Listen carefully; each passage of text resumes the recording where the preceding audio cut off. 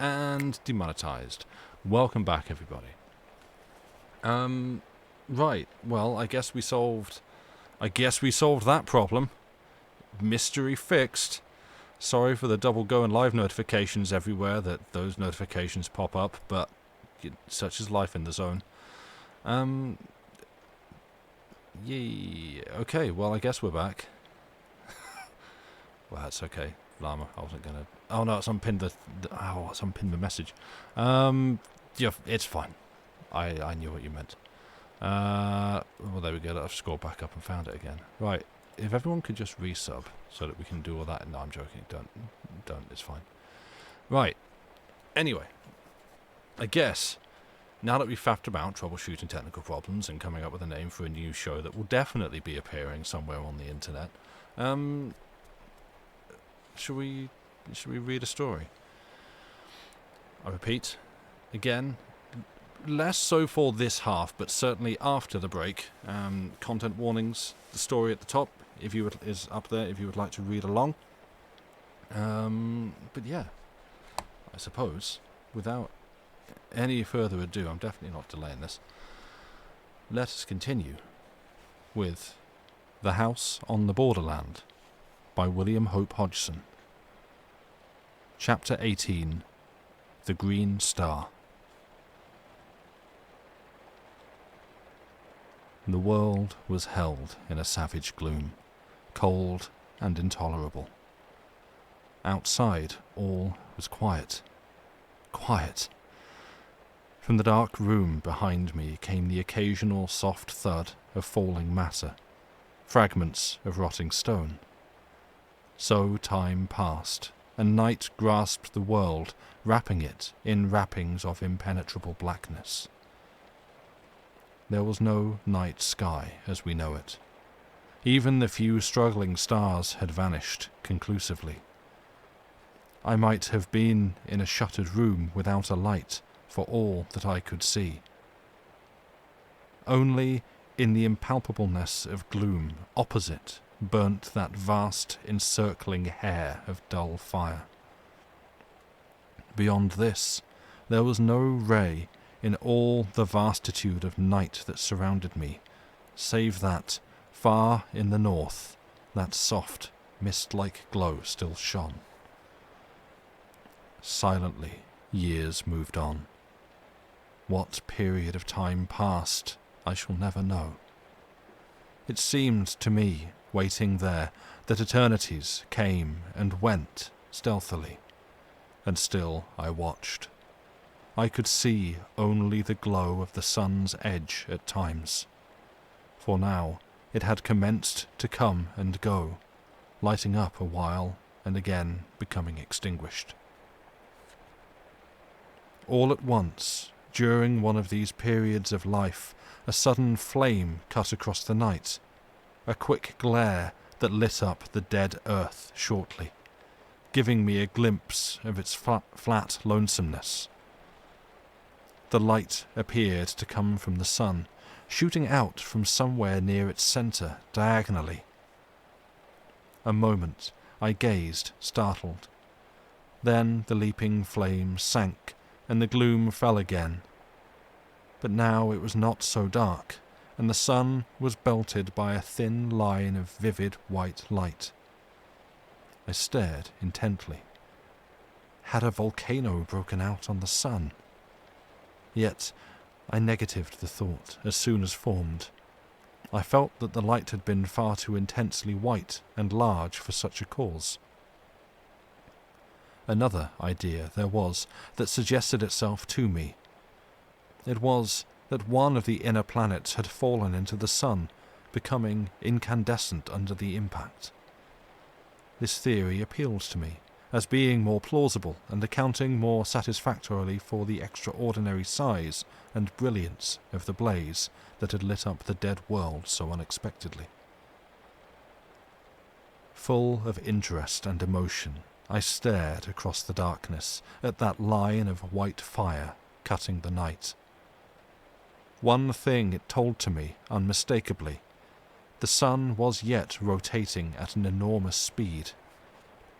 Thus, I knew that the years were still fleeting at an incalculable rate, though so far as the earth was concerned, life and light and time were things belonging to a period lost in the long-gone ages.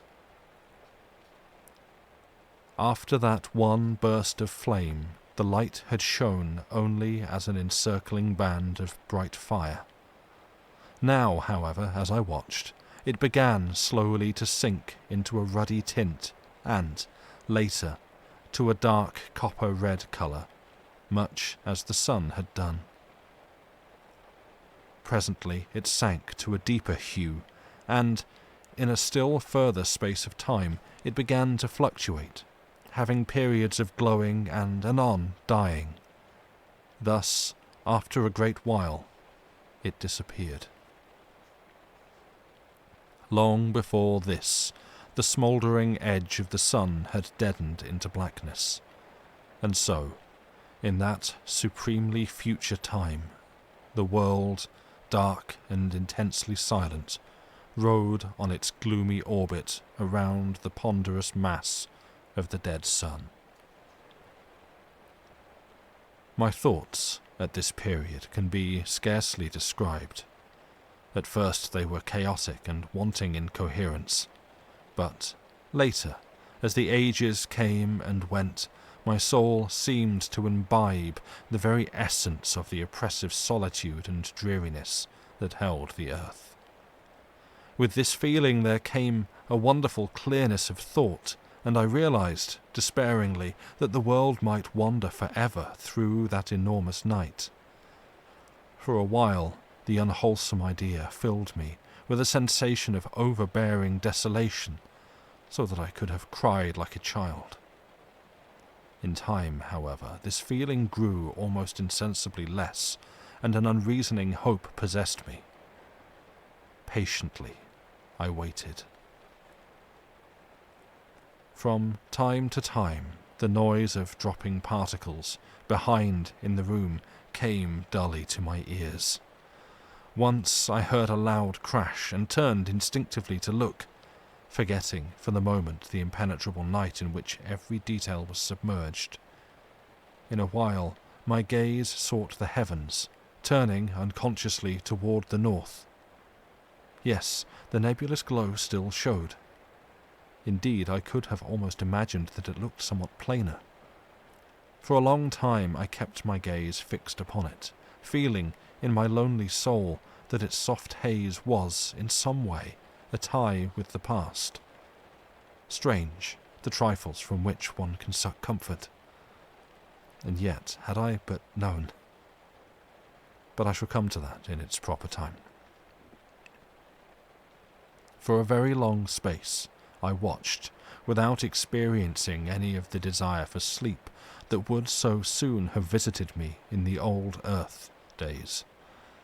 How I should have welcomed it, if only to have passed the time away from my perplexities and thoughts.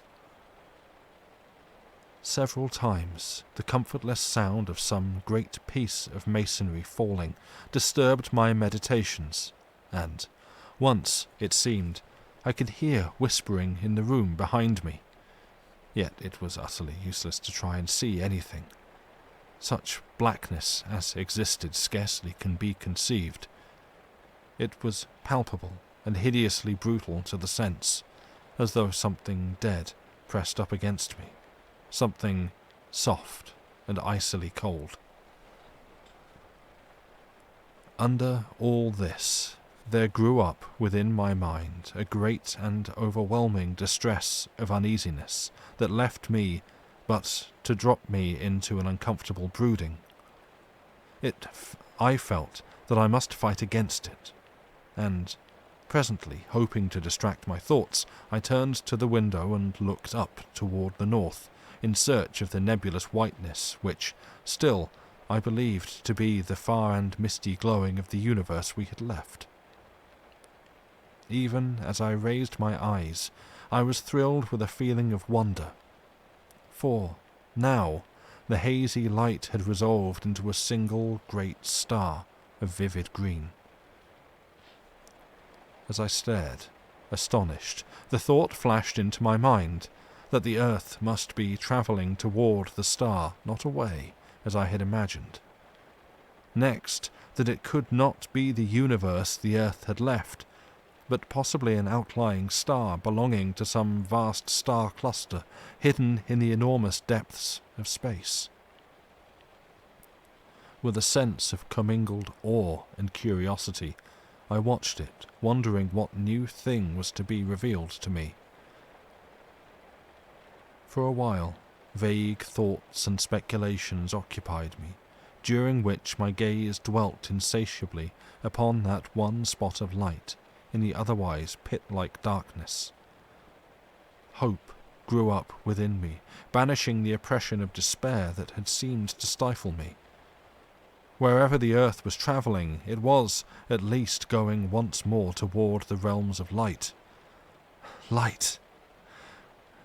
One must spend an eternity wrapped in soundless night to understand the full horror of being without it.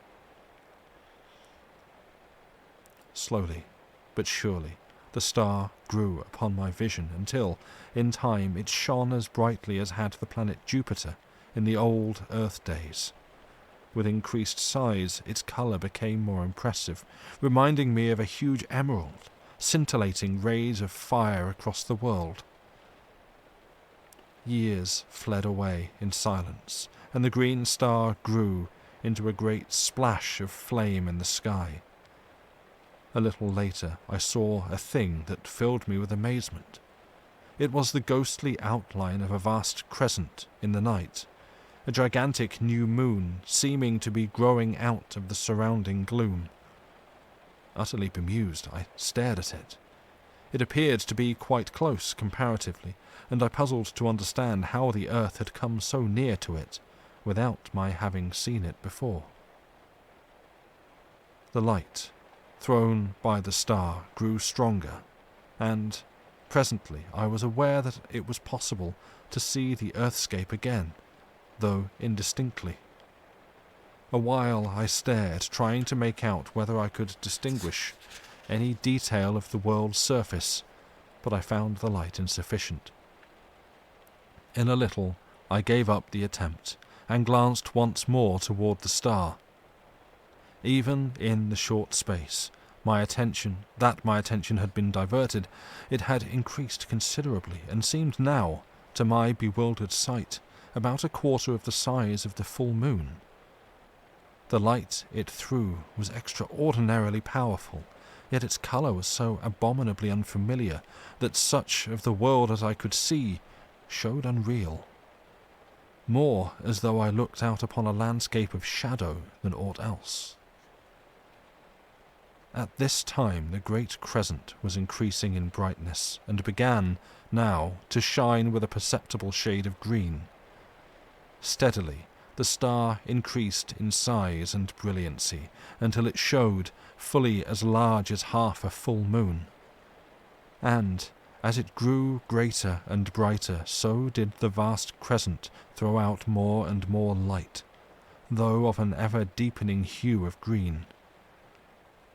Under the combined blaze of their radiances, the wilderness that stretched before me became steadily more visible. Soon I seemed able to stare across the whole world, which now appeared, beneath the strange light, terrible in its cold and awful flat dreariness. It was a little later that my attention was drawn to the fact that the great star of green flame was slowly sinking out of the north toward the east. At first I could scarcely believe that I saw aright, but soon there could be no doubt that it was so. Gradually it sank, and, as it fell, the vast crescent of glowing green began to dwindle and dwindle, until it became a mere arc of light against the livid-coloured sky. Later it vanished, disappearing in the self-same spot from which I had seen it slowly emerge. By this time, the star had come to within some 30 degrees of the hidden horizon. In size it could now have rivaled the moon at its full, though even yet I could not distinguish its disk. This fact led me to conceive that it was still an extraordinary distance away, and this being so, I knew that its size must be huge, beyond the conception of man to understand or imagine. Suddenly, as I watched, the lower edge of the star vanished, cut by a straight dark line. A minute or a century passed, and it dipped lower, until the half of it had disappeared from sight. Far away, out on the great plain, I saw a monstrous shadow blotting it out, and advancing swiftly. Only a third of the star was visible now. Then, like a flash, the solution of this extraordinary phenomenon revealed itself to me. The star was sinking behind the enormous mass of the dead sun, or rather, the sun, obedient to its attraction, was rising toward it, with the earth following in its trail.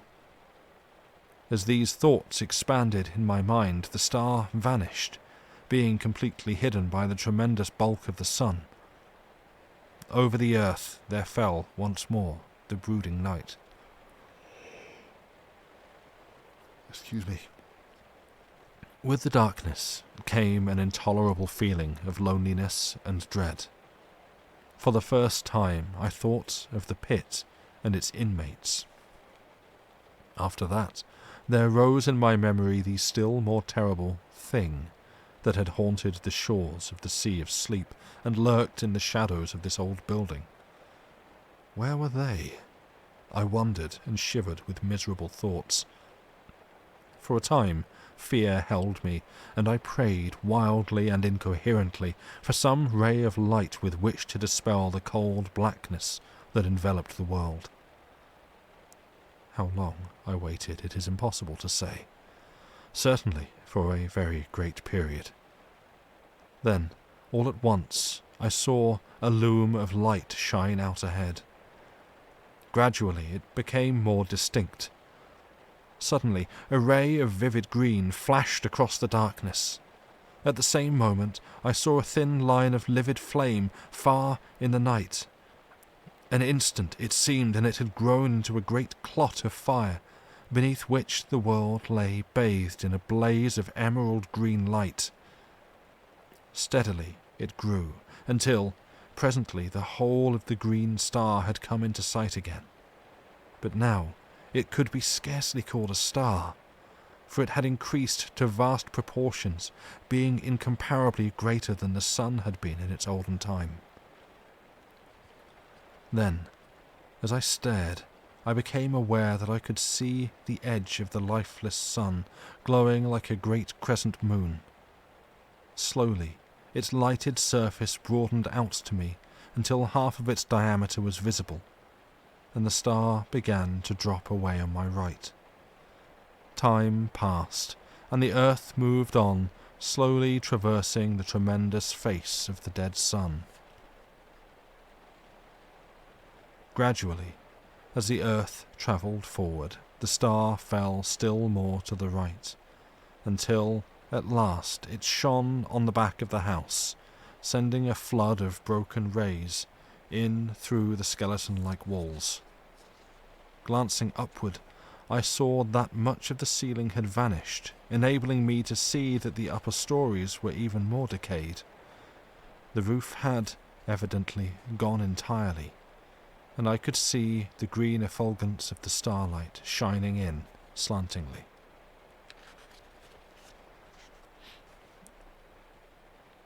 Chapter 19. The End of the Solar System.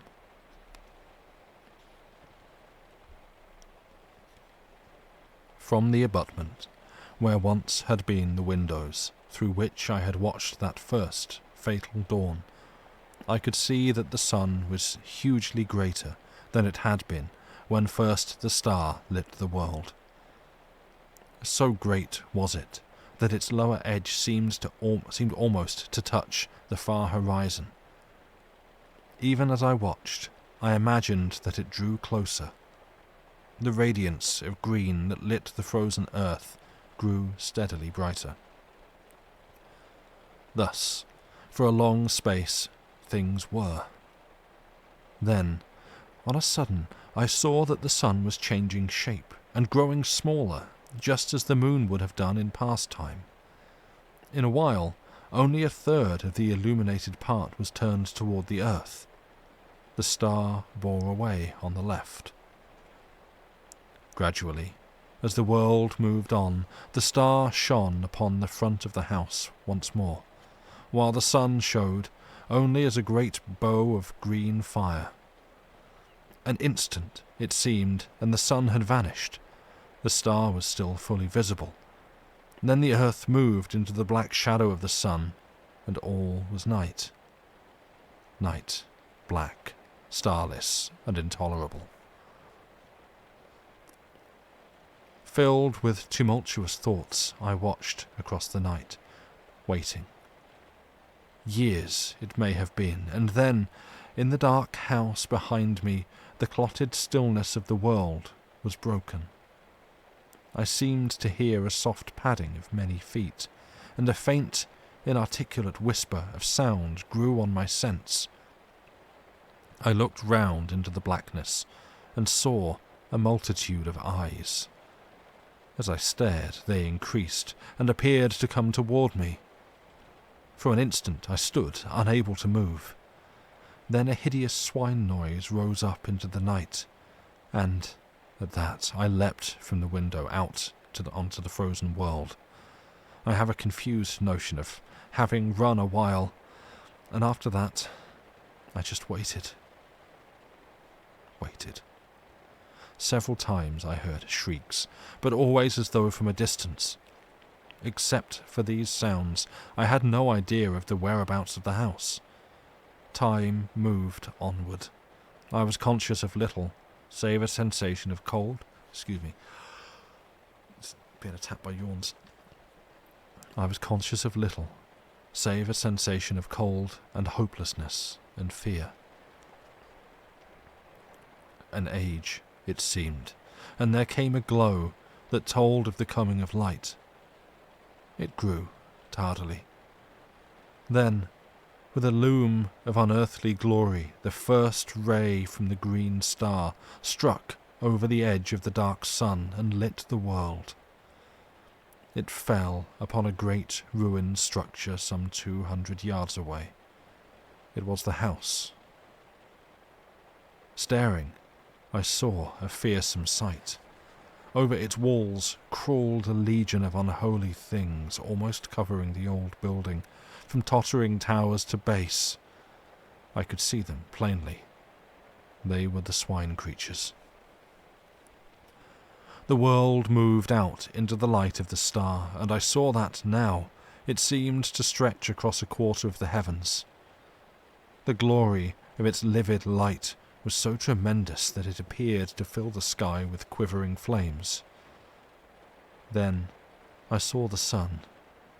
It was so close that half of its diameter lay below the horizon, and, as the world circled across its face, it seemed to tower right up into the sky, a stupendous dome of emerald-coloured fire. From time to time I glanced toward the house, but the swine things seemed unaware of my proximity. Years appeared to pass slowly. The earth had almost reached the centre of the sun's disk. The light from the green sun, as now it must be called, shone through the interstices that gapped at the moulded walls of the old house, giving them the appearance of being wrapped in green flames.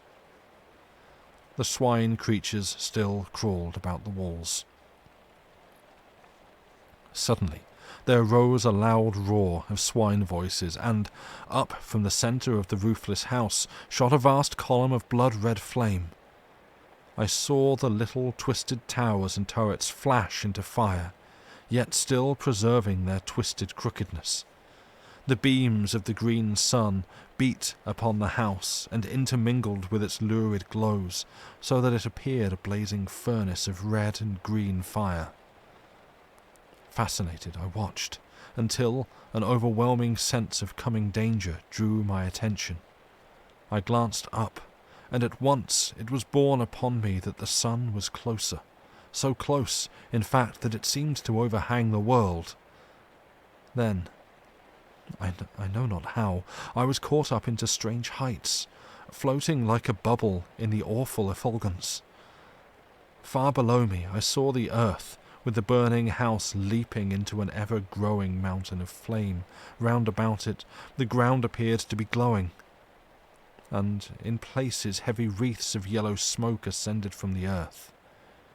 It seemed as though the world were becoming ignited from that one plague spot of fire. Faintly, I could see the swine things. They appeared quite unharmed. Then the ground seemed to cave in suddenly, and the house, with its load of foul creatures, disappeared into the depths of the earth, sending a strange, blood-coloured cloud into the heights. I remembered the hell pit under the house. In a while I looked round. The huge bulk of the sun rose high above me. The distance between it and the earth grew rapidly less. Suddenly the earth appeared to shoot forward. In a moment it had traversed the space between it and the sun. I heard no sound, but out from the sun's face gushed an ever-growing tongue of dazzling flame. It seemed to leap almost to the distant green sun, shearing through the emerald light, a very cataract of blinding fire. It reached its limit and sank, and on the sun glowed a vast splash of burning white, the grave of the earth. The sun was very close to me now. Presently I found that I was rising higher until, at last, I rode above it in the emptiness.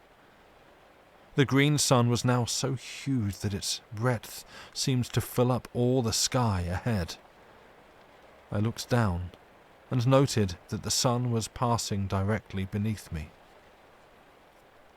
A year may have gone by, or a century, and I was left, suspended, alone. The sun showed far in front, a black circular mass against the molten splendour of the great green orb. Near one edge I observed that a lurid glow had appeared, marking the place where the earth had fallen. By this I knew that the long-dead sun was still revolving, though with great slowness. Afar to my right I seemed to catch, at times, a faint glow of whitish light. For a great time I was uncertain whether to put this down to fancy or not. One sec.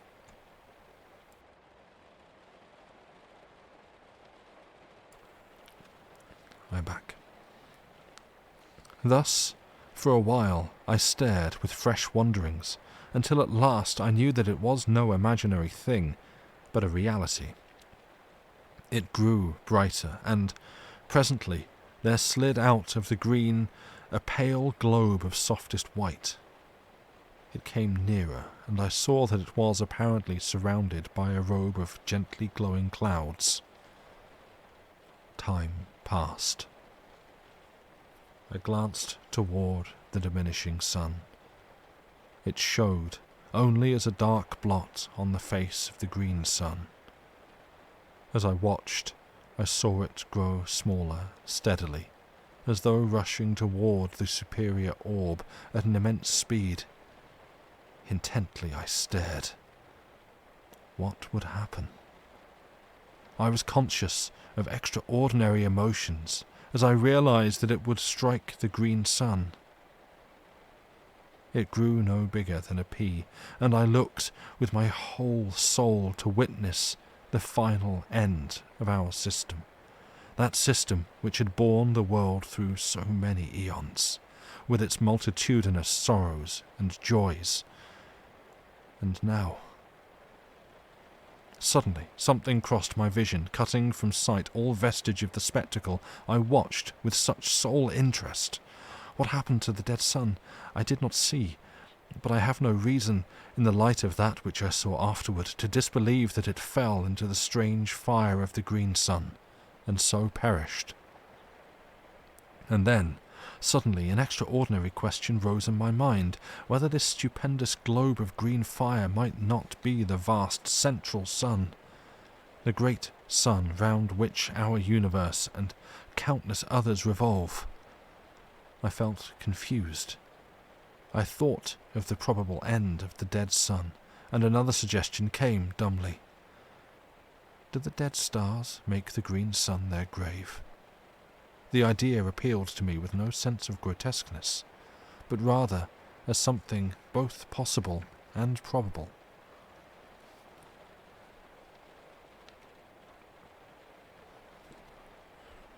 Chapter 20.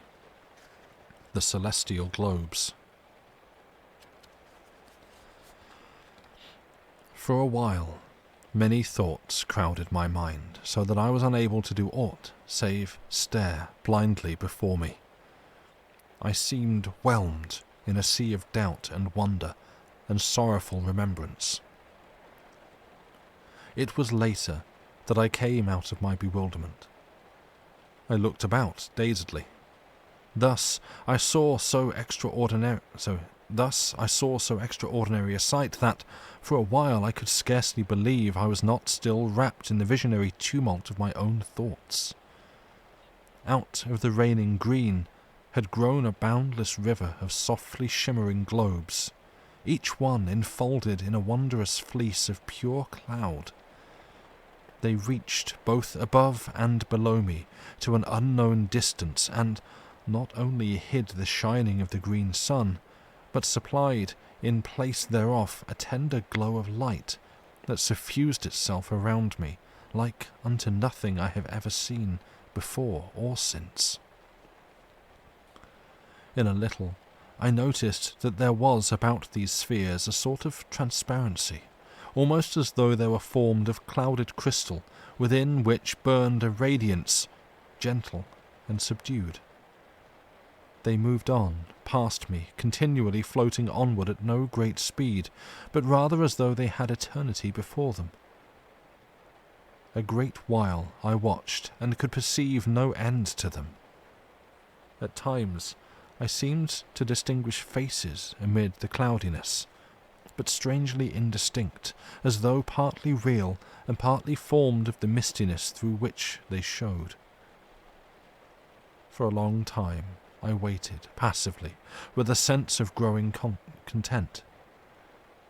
I had no longer that feeling of unutterable loneliness, but felt rather that I was less alone than I had been for kalpas of years.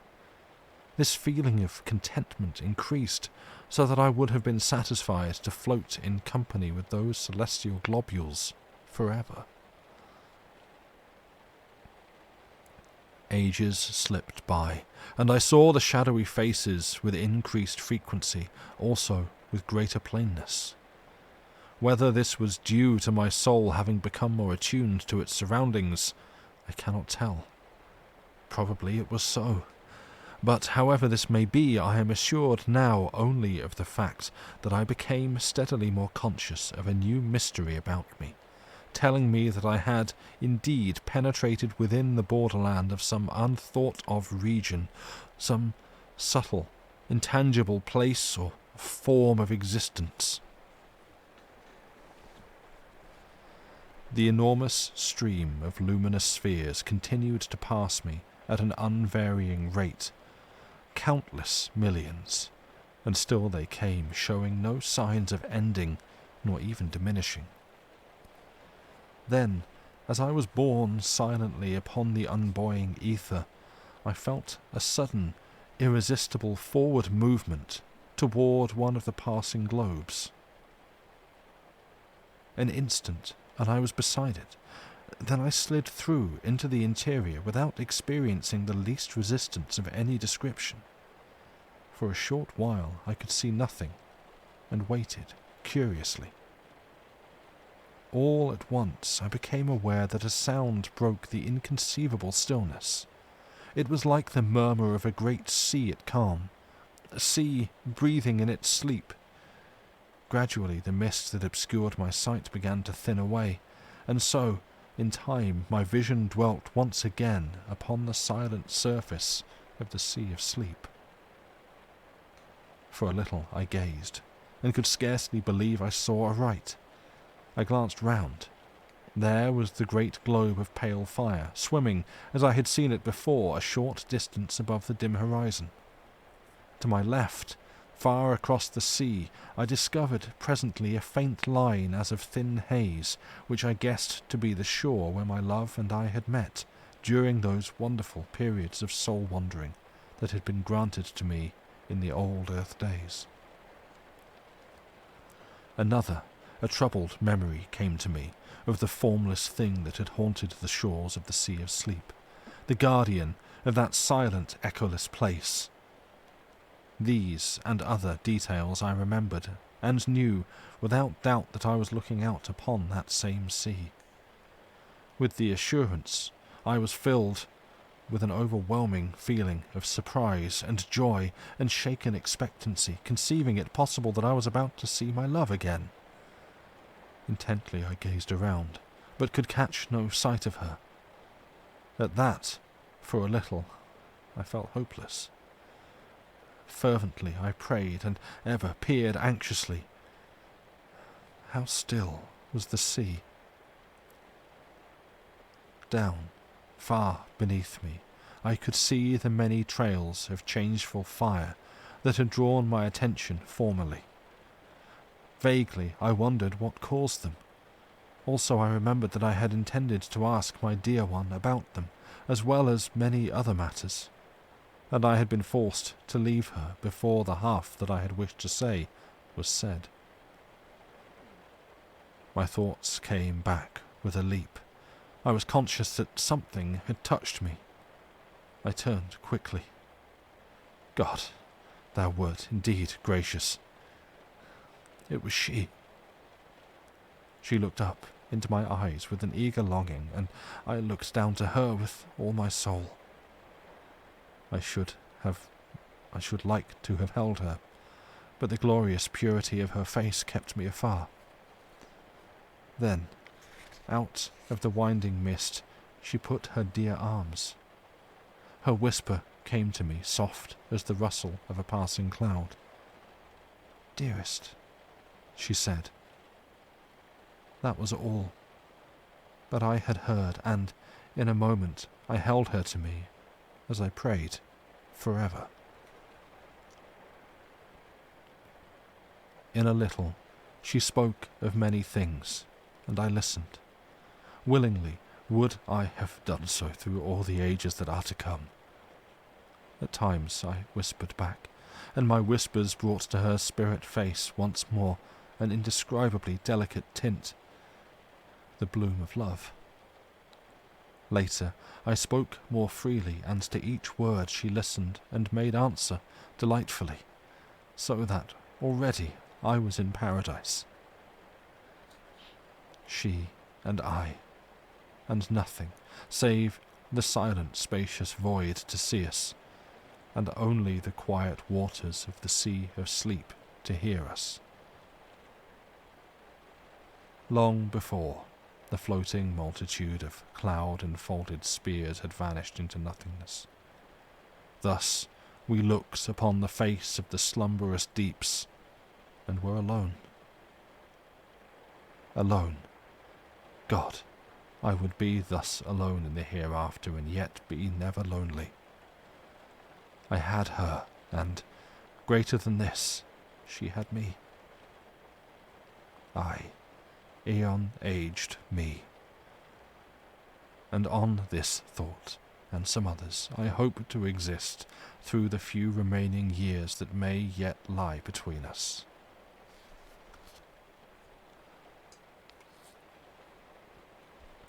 Chapter 21. The Dark Sun. How long our souls lay in the arms of joy, I cannot say. But all at once I was waked from my happiness by a diminution of the pale and gentle light that lit the sea of sleep.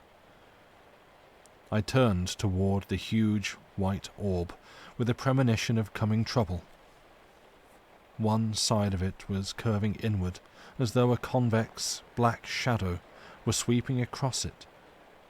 My memory went back. It was thus that the darkness had come before our last parting. I turned toward my love inquiringly. With a sudden knowledge of woe, I noticed how wan and unreal she had grown, even in that brief space. Her voice seemed to come to me from a distance. The touch of her hands was no more than the gentle pressure of a summer wind, and grew less perceptible. Already quite half of the immense globe was shrouded. A feeling of desperation seized me. Was she about to leave me? Would she have to go as she had gone before? I questioned her anxiously, frightenedly, and she, nestling closer, explained in that strange faraway voice that it was imperative she should leave me before the sun of darkness, as she termed it, blotted out the light. At this confirmation of my fears I was overcome with despair, and could only look voicelessly across the quiet plains of the silent sea. How swiftly the darkness spread across the face of the white orb, yet in reality the time must have been long beyond human comprehension. At last, only a crescent of pale fire lit the now dim sea of sleep. All this while she had held me, but with so soft a caress that I had been scarcely conscious of it. We waited there, together, she and I, speechless for very sorrow. In the dimming light, her face showed, shadowy, blending into the dusky mistiness that encircled us. Then, when a thin, curved line of soft light was all that lit the sea, she released me, pushing me from her tenderly. Her voice sounded in my ears. "I may not stay longer, dear one." It ended in a sob. She seemed to float away from me and become invisible. Her voice came to me out of the shadows faintly, apparently from a great distance. "A little while." It died away remotely. In a breath, the sea of sleep darkened into night. Far to my left, I seemed to see, for a brief instant, a soft glow.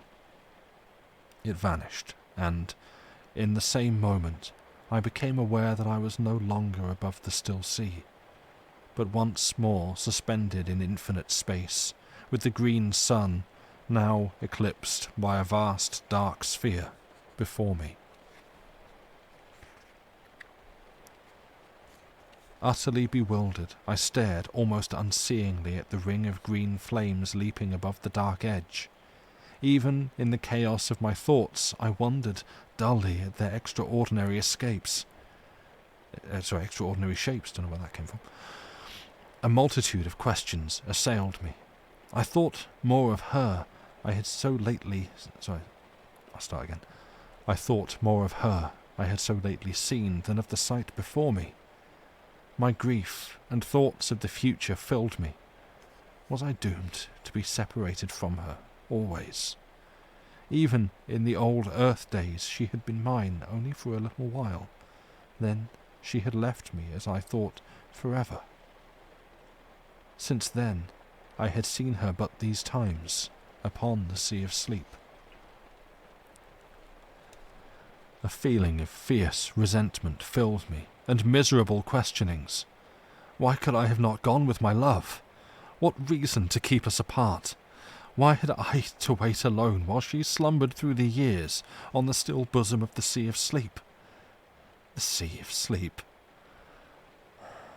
My thoughts turned, inconsequently, out of their channel of bitterness to fresh, desperate questionings. Where was it? Where was it? I seemed to have but just parted from my love upon its quiet surface, and it had gone, utterly. It could not be far away. And the white orb which I had seen hidden in the shadow of the sun of darkness. My sight dwelt upon the green sun, eclipsed. What had eclipsed it? Was there a vast dead star circling it? Was the central sun, as I had come to regard it, a double star? The thought had come almost unbidden, yet why should it not be so? My thoughts went back to the white orb. Strange that it should have been... I stopped. An idea had come suddenly. The white orb and the green sun, were they one and the same? My imagination wandered backward, and I remembered the luminous globe to which I had been so unaccountably attracted. It was curious that I should have forgotten it even momentarily. Where were the others? I reverted again to the globe I had entered. I thought for a time, and matters became clearer. I conceived that, by entering that impalpable globule, I had passed at once into some further and, until then, invisible dimension.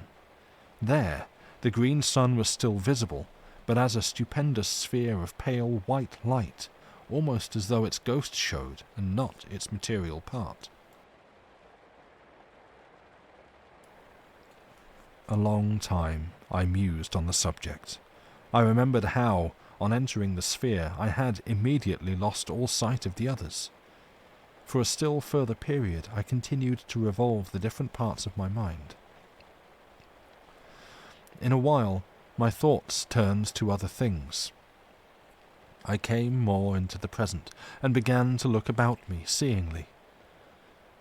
For the first time I perceived that innumerable rays of a subtle violet hue pierced the strange semi-darkness in all directions. They radiated from the fiery rim of the green sun. They seemed to grow upon my vision so that, in a little, I saw that they were countless. The night was filled with them, spreading outward from the green sun fan-wise. I concluded that I was enabled to see them by reason of the sun's glory being cut off by the eclipse. They reached right out into space and vanished.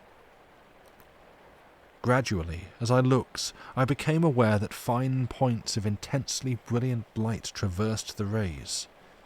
Many of them seemed to travel from the green sun into distance. Others came out of the void toward the sun, but one and all, each kept strictly to the ray in which it travelled. Their speed was inconceivably great, and it was only when they neared the green sun, or as they left it, that I could see them as separate specks of light. Further from the sun they became thin lines of vivid fire within the violet. The discovery of these rays and the moving sparks interested me extraordinarily. To where did they lead in such countless profusion? I thought of the worlds in space, and those sparks. Messengers, possibly. The idea was fantastic, but I was not conscious of its being so. Messengers! Messengers from the central sun. An idea evolved itself slowly. Was the green sun the abode of some vast intelligence? The thought was bewildering. Visions of the unnameable rose vaguely. Had I, indeed, come upon the dwelling place of the eternal? For a time I repelled the thought dumbly. It was too stupendous, yet... Huge vague thoughts had birth within me. I felt, suddenly, terribly naked, and an awful nearness shook me. And heaven, was that an illusion? My thoughts came and went erratically. The sea of sleep, and she, heaven. I came back with a bound to the present.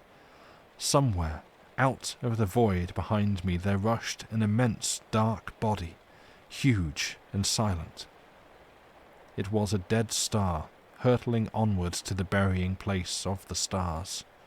It drove between me and the central suns, blotting them out from my vision and plunging me into an impenetrable night. An age, and I saw again the violet rays. A great while later, aeons it must have been, a circular glow grew in the sky ahead, and I saw the edge of the receding star show darkly against it. Thus I knew that it was nearing the central suns. Presently I saw the bright ring of the green sun show plainly against the night. The star had passed into the shadow of the dead sun. After that, I just waited. The strange years went slowly, and ever I watched intently.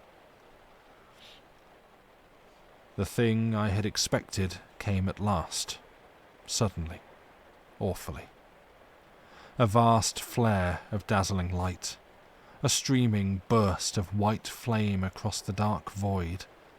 For an indefinite while it soared outward, a gigantic mushroom of fire. It ceased to grow. Then, as time went by, it began to sink backward slowly. I saw now that it came from a huge glowing spot near the centre of the dark sun. Mighty flames still soared outward from this. Yet, spite of its size, the grave of the star was no more than the shining of Jupiter upon the face of an ocean, when compared with the inconceivable mass of the dead sun.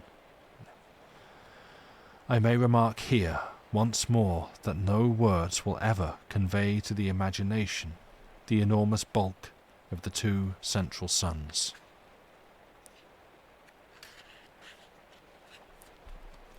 Chapter 22. The Dark Nebula. Years melted into the past, centuries, aeons. The light of the incandescent star sank to a furious red. It was later that I saw the dark nebula, at first an impalpable cloud away to my right. It grew steadily to a clot of blackness in the night. How long I watched, it is impossible to say, for time, as we counted, was a thing of the past. It came closer, a shapeless monstrosity of darkness. Tremendous. It seemed to slip across the night sleepily, a very hell fog. Slowly it slid nearer and passed into the void between me and the central suns. It was as though a curtain had been drawn before my vision. A strange tremor of fear took me, and a fresh sense of wonder. The green twilight that had reigned for so many millions of years had now given place to impenetrable gloom. Motionless, I peered about me. A century fled, and it seemed to me that I detected occasional dull glows of red passing me at intervals. Earnestly I gazed, and presently seemed to see circular masses that showed muddily red within the clouded blackness. They appeared to be growing out of the nebulous murk. A while, and they became plainer to my accustomed vision. I could see them now with a fair amount of distinctness, ruddy-tinged spheres, similar in size to the luminous globes that I had seen so long previously. They floated past me continually. Gradually, a peculiar uneasiness seized me. I became aware of a growing feeling of repugnance and dread. It was directed against those passing orbs, and seemed born of intuitive knowledge, rather than of any real cause or reason. Some of the passing globes were brighter than others, and it was from one of those that a face looked, suddenly. A face, human in its outline, but so tortured with woe that I stared, aghast. I had not thought there was such sorrow as I saw there. I was conscious of an added sense of pain, on perceiving that the eyes which glared so wildly were sightless. A while longer I saw it. Then it had passed on into the surrounding gloom. After this I saw others, all wearing that look of hopeless sorrow and blind. A long time went by, and I became aware that I was nearer to the orbs than I had been. At this I grew uneasy. Though I was less in fear of those strange globules than I had been before seeing their sorrowful inhabitants, for sympathy had tempered my fear. Later, there was no doubt but that I was being carried closer to the red spheres, and presently I floated among them. In a while, I perceived one bearing down upon me. I was helpless to move from its path. In a minute, it seemed it was upon me, and I was submerged in a deep red mist. This cleared, and I stared confusedly across the immense breadth of the plain of silence. It appeared just as I had first seen it. I was moving forward steadily across its surface. Away ahead shone the vast, blood-red ring that lit the place. All around was spread the extraordinary desolation of stillness that had so impressed me during my previous wanderings across its darkness. Presently, I saw, rising up into the ruddy gloom, the distant peaks of the mighty amphitheatre of mountains, where, untold ages before, I had been shown my first glimpse of the terrors that underlie many things, and where, vast and silent, watched by 1,000 mute gods, stands the replica of this house of mysteries, this house that I had seen swallowed up in that hellfire ere the earth had kissed the sun and vanished forever. Though I could see the crests of the mountain amphitheatre, yet it was a great while before their lower portions became visible. Possibly this was due to the strange ruddy haze that seemed to cling to the surface of the plain. However, be this as it may, I saw them at last. In a further space of time, I had come so close to the mountains that they appeared to overhang me. Presently, I saw the great rift open before me, and I drifted into it, without volition on my part. Later, I came out upon the breadth of this enormous arena.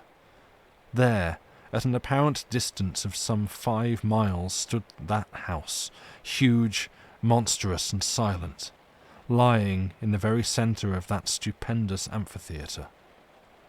So far as I could see, it had not altered in any way, but looked as though it were only yesterday that I had seen it. Around the grim, dark mountains frowned down upon me from their lofty silences.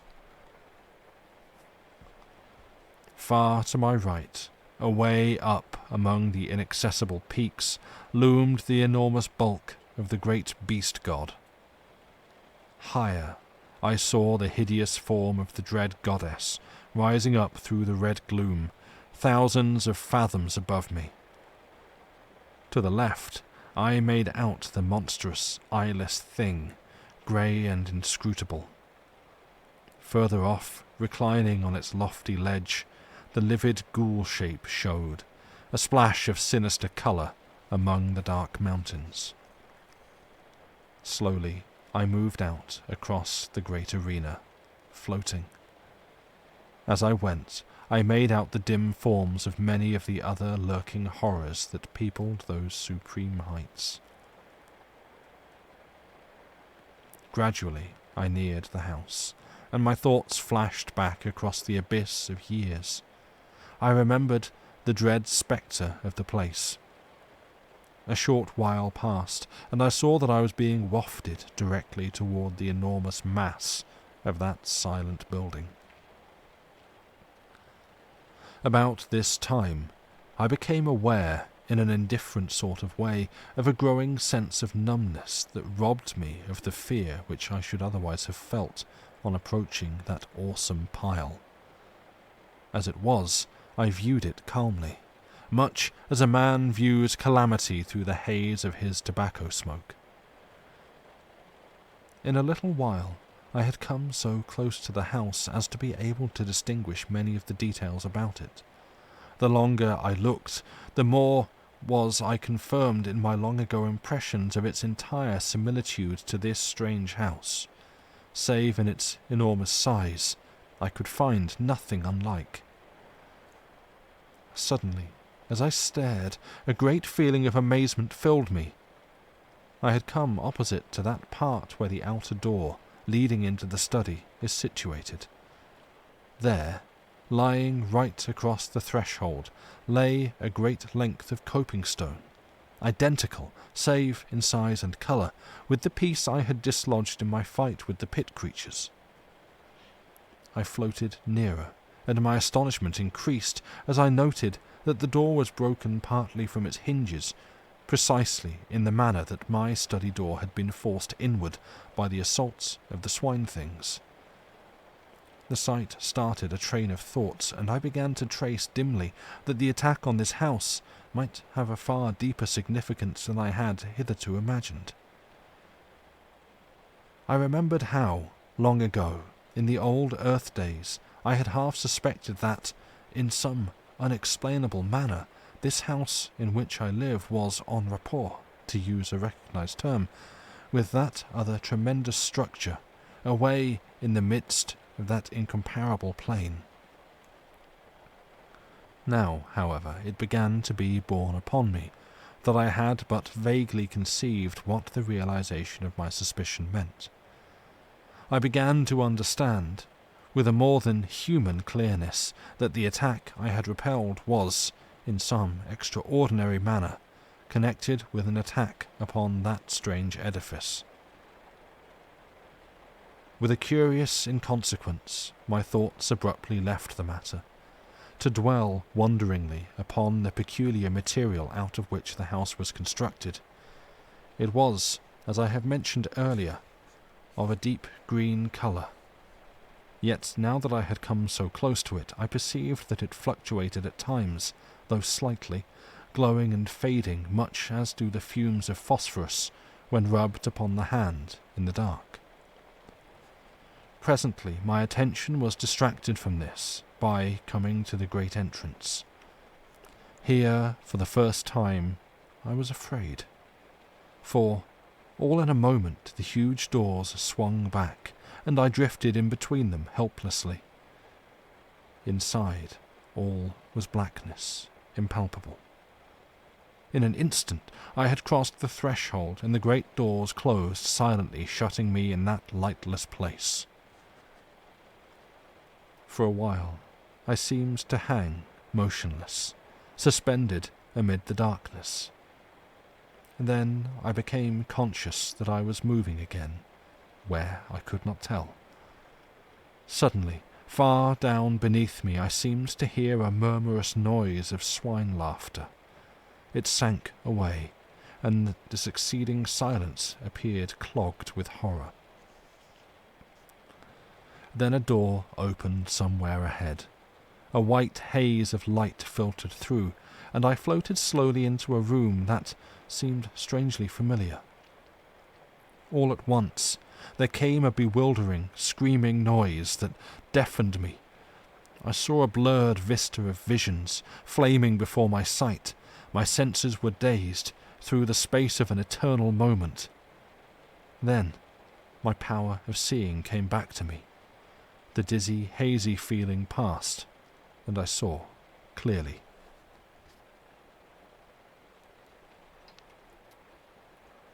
Chapter 23. Pepper. I was seated in my chair, back again in this old study. My glance wandered round the room. For a minute it had a strange, quivery appearance, unreal and unsubstantial. This disappeared, and I saw that nothing was altered in any way. I looked toward the end window. The blind was up. I rose to my feet, shakily. As I did so, a slight noise in the direction of the door attracted my attention. I glanced toward it. For a short instant it appeared to me that it was being closed gently. I stared and saw that I must have been mistaken. It seemed closely shut. With a succession of efforts, I trod my way to the window and looked out. The sun was just rising, lighting up the tangled wilderness of gardens. For perhaps a minute I stood and stared. I passed my hand confusedly across my forehead. Presently, amid the chaos of my senses, a sudden thought came to me. I turned quickly and called to Pepper. There was no answer, and I stumbled across the room in a quick access of fear. As I went, I tried to frame his name, but my lips were numb. I reached the table and stooped down to him, with a catching at my heart.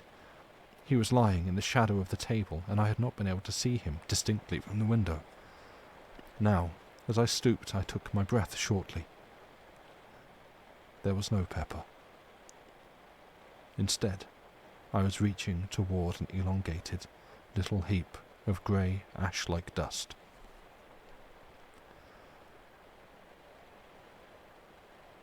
I must have remained in that half-stooped position for some minutes. I was dazed, stunned. Pepper had really passed into the land of shadows.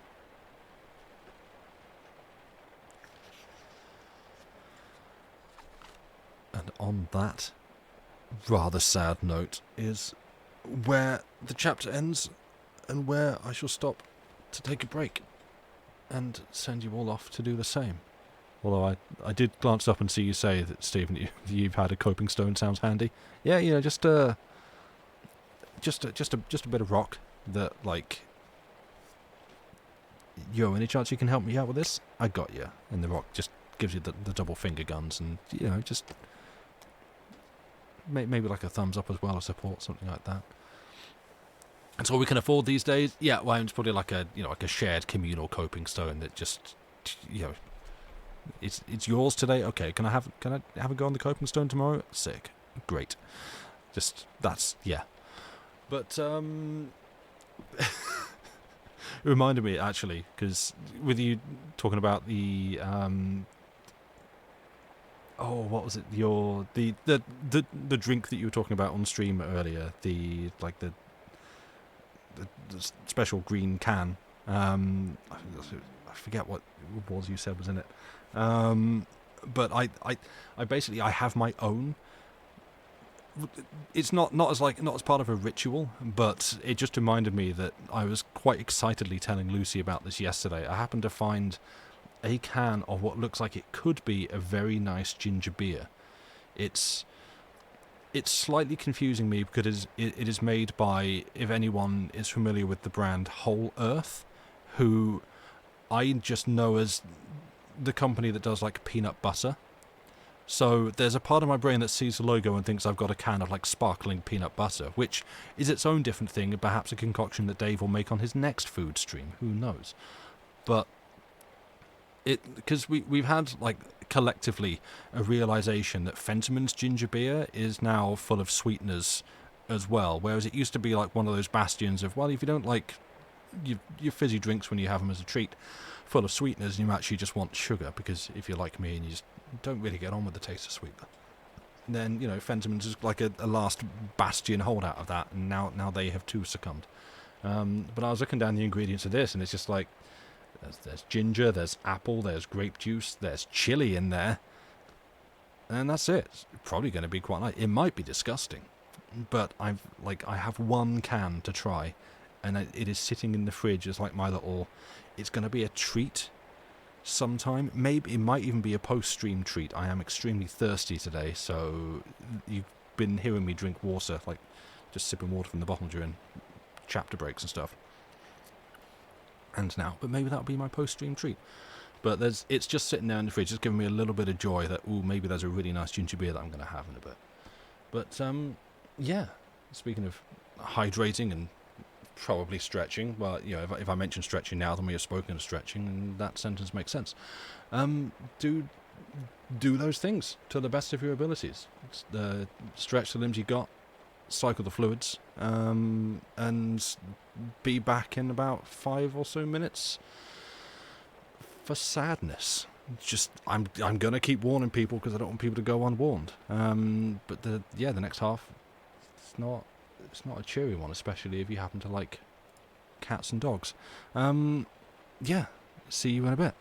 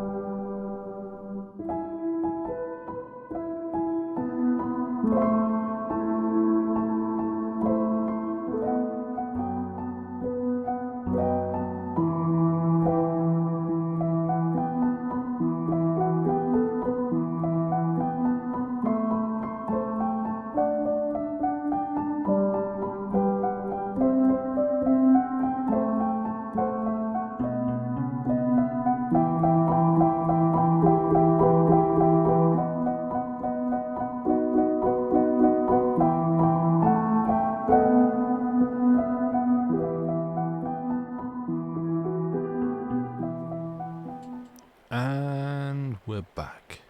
Hello. Welcome back. I'll sit and narrate for a minute while people, filter back in as needed. But yeah, how is everyone? How are we all doing? I hope everybody is well.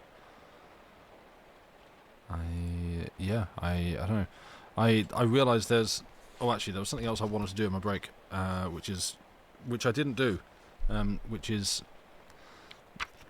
rehearse my Irish accent. What reminded me of that was me turning the corner on the page, because so what tends to happen is one of the reasons that I pre-read things is the T fans are in chat. Yes, of course, nice. I'll pre-read through things, and every now and then you do the thing where you come across a word that you've read before and you understand more or less what it means, maybe discerned from context rather than learning. Looking it up in the dictionary and being like, oh, that is what that word means. But you've perhaps never spoken, like effulgence, so what I tend to do is that if it's one that I'm absolutely not sure how to pronounce, I'll look up a pronunciation guide, and maybe you get a decent one, maybe you get someone who's just as clueless as me, but they're having their best crack at it and they put it up on YouTube with a lot of confidence. But you come across something like that and it's like, oh, okay, so that's right, that sounds correct, that's how you say that. And then because I read it about 3 weeks ago, I have forgotten, so I think I'm saying that word correctly. And that's why I thought I would flag that up to talk about after the break. But because the story is ultimately set in Ireland, there is one character right at the end of the story who gets a single line, and as authors will do, it is written with, I guess, Hodgson's best, probably kind of offensive approximation of the Irish accent. And I don't know if I don't know if people want to hear me attempt that, or if I should just read it.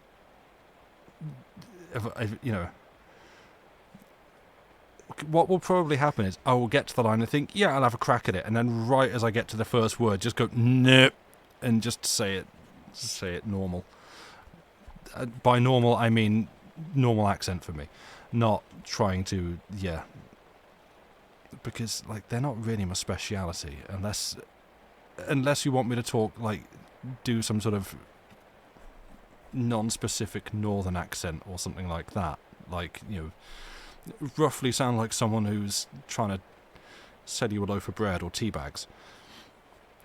But other than that, it's not something I've studied, so I don't know, we'll see. If you suddenly hear my brain just short circuit as I get to a line in about 40 minutes time, 50 minutes time, it's probably that. But yeah, on sadder, more imminent, pressing news, take 10 boxes of Yorkshire tea, please. Aye.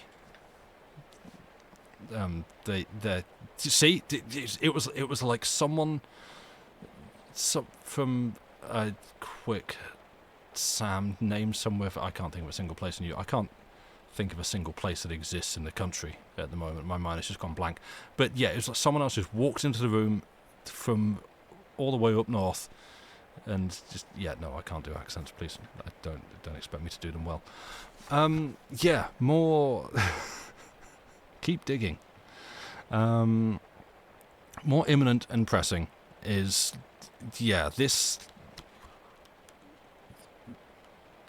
this half is if you care about the well-being of pets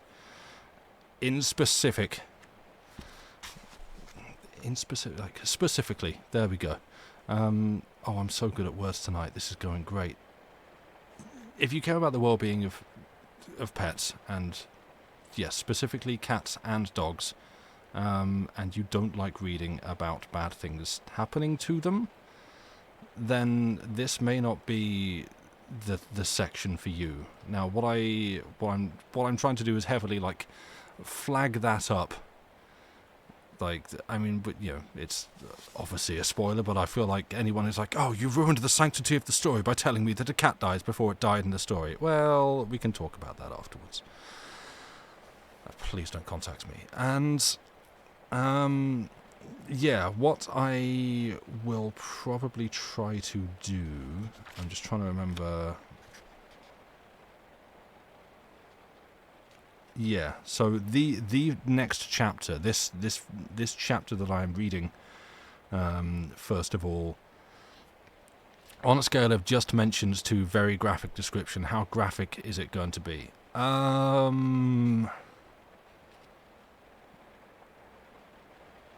Not, if you remember the other time Hodgson killed a cat in a story, not quite as bad as that, but still, it's worse than, like, it's worse than a passing mention. It's not like, oh, by the way, the cats became dead. Anyway, it's worse than that.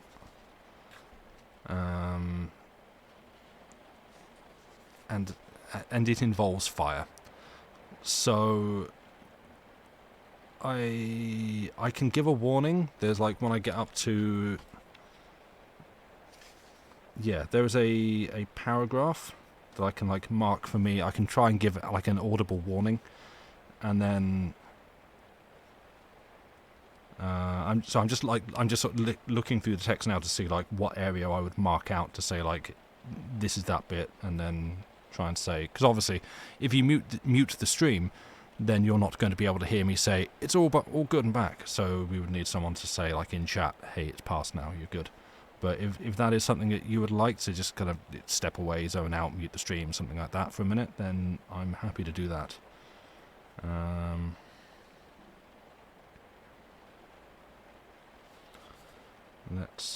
There's just like a paragraph which I will flag up. You'd appreciate that. You see how it's listening you feel at the moment. Yeah, totally fine. And yeah, where, because there was another one later as well where a dog also meets an untimely fate, which I'm just again marking out to myself so that I can flag that stuff up if you just don't want to hear that, which again is completely fine. And yeah,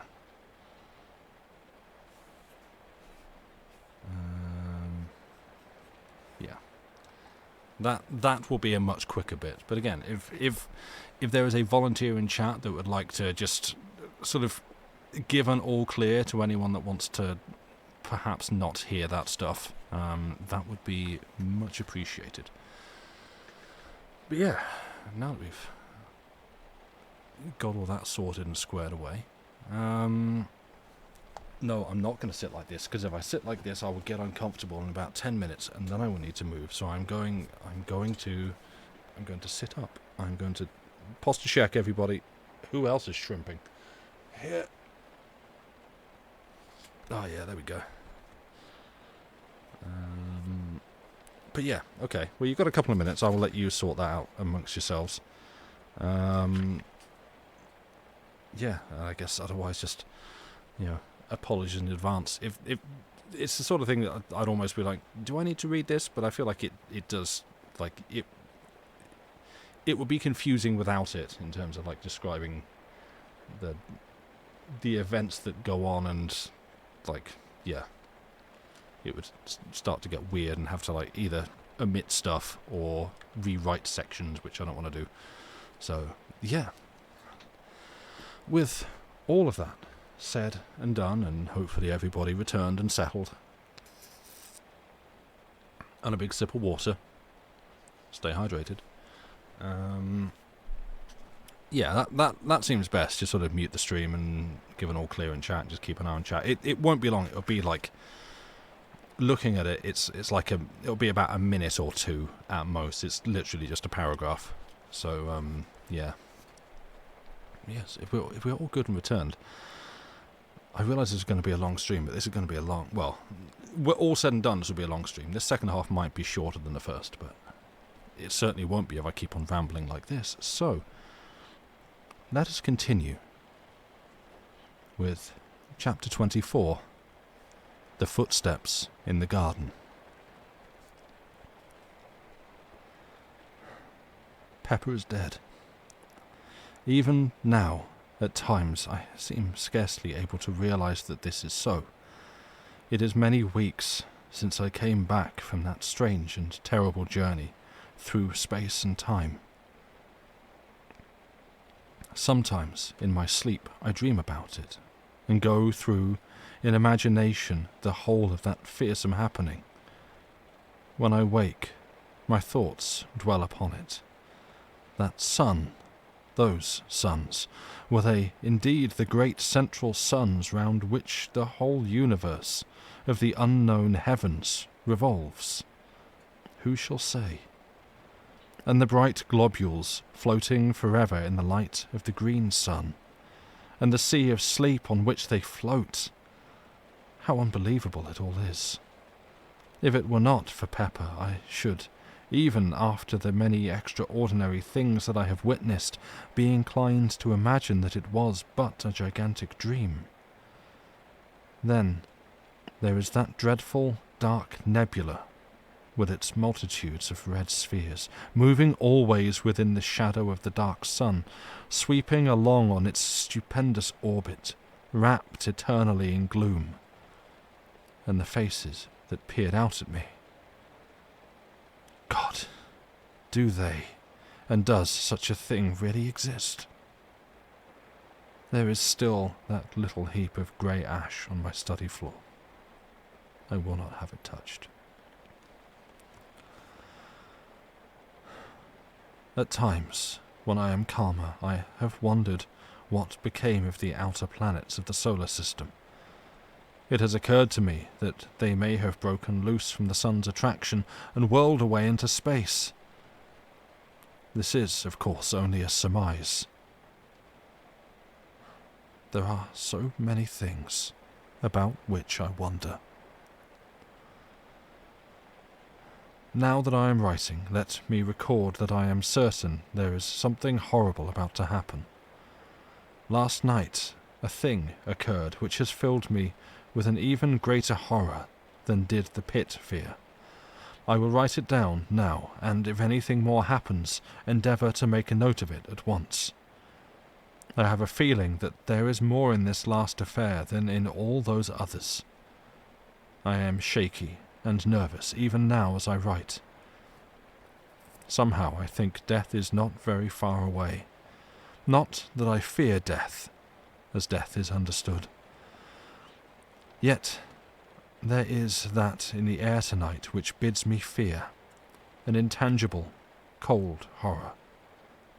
I felt it last night. It was thus. Last night I was sitting here in my study writing. The door leading into the garden was half open. At times the metallic rattle of a dog's chain sounded faintly.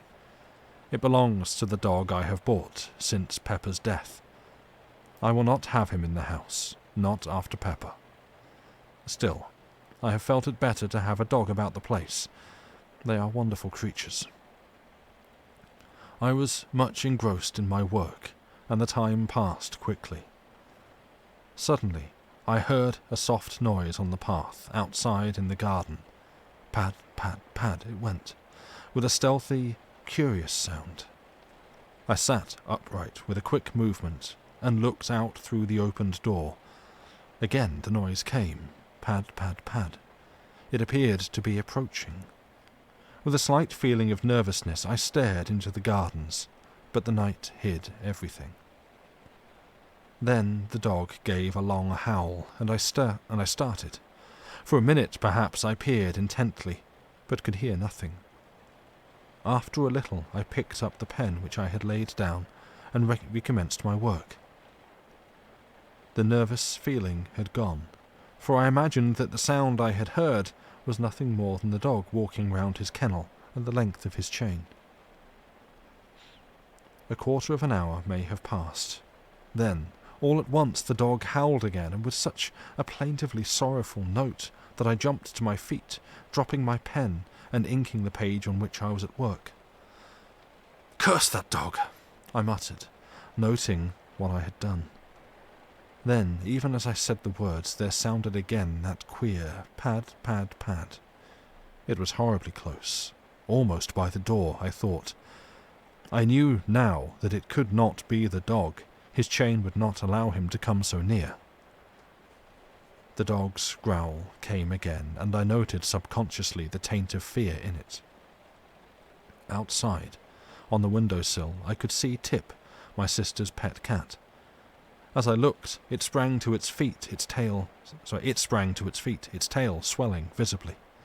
For an instant, it stood thus, seeming to stare fixedly at something in the direction of the door. Then, quickly, it began to back along the sill until, reaching the wall at the end, it could go no further. There it stood, rigid, as though frozen in an attitude of extraordinary terror. Frightened and puzzled, I seized a stick from the corner and went toward the door silently, taking one of the candles with me. I had come to within a few paces of it, when, suddenly, a peculiar sense of fear thrilled through me, a fear palpitant and real. Whence I knew not, nor why. So great was the feeling of terror that I wasted no time, but retreated straight away, walking backward and keeping my gaze fearfully on the door. I would have given much to rush at it, fling it to and shoot the bolts, for I have had it repaired and strengthened, so that now it is far stronger than ever it has been. Like Tip, I continued my almost unconscious progress backward, until the wall brought me up. At that, I started nervously and glanced round apprehensively. As I did so, my eyes dwelt momentarily on the rack of firearms, and I took a step toward them, but stopped with a curious feeling that they would be needless. Outside, in the gardens, the dog moaned strangely. And now, if you wanted to stop listening, that would be the good time to pause or mute the stream until you're given the all clear in chat. Suddenly, from the cat there came a fierce, long screech. I glanced jerkily in its direction. Something luminous and ghostly encircled it and grew upon my vision. It resolved into a glowing hand, transparent with a lambent greenish flame flickering over it.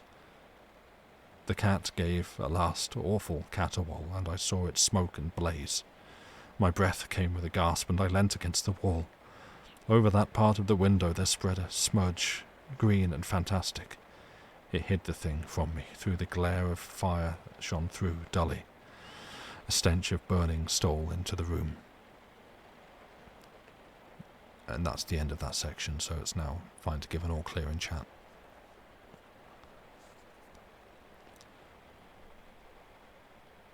Pad, pad, pad. Something passed down the garden path, and a faint, mouldy odour seemed to come in through the open door and mingle with the burnt smell. The dog had been silent for a few moments. Now I heard him yowl sharply as though in pain. Then he was quiet, save for an occasional subdued whimper of fear. A minute went by. Then the gate on the west side of the gardens slammed distantly. After that, nothing. Not even the dog's whine. I must have stood there some minutes.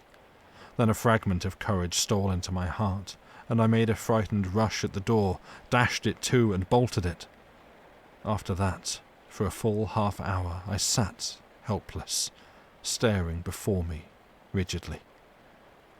Slowly, my life came back into me, and I made my way shakily upstairs to bed.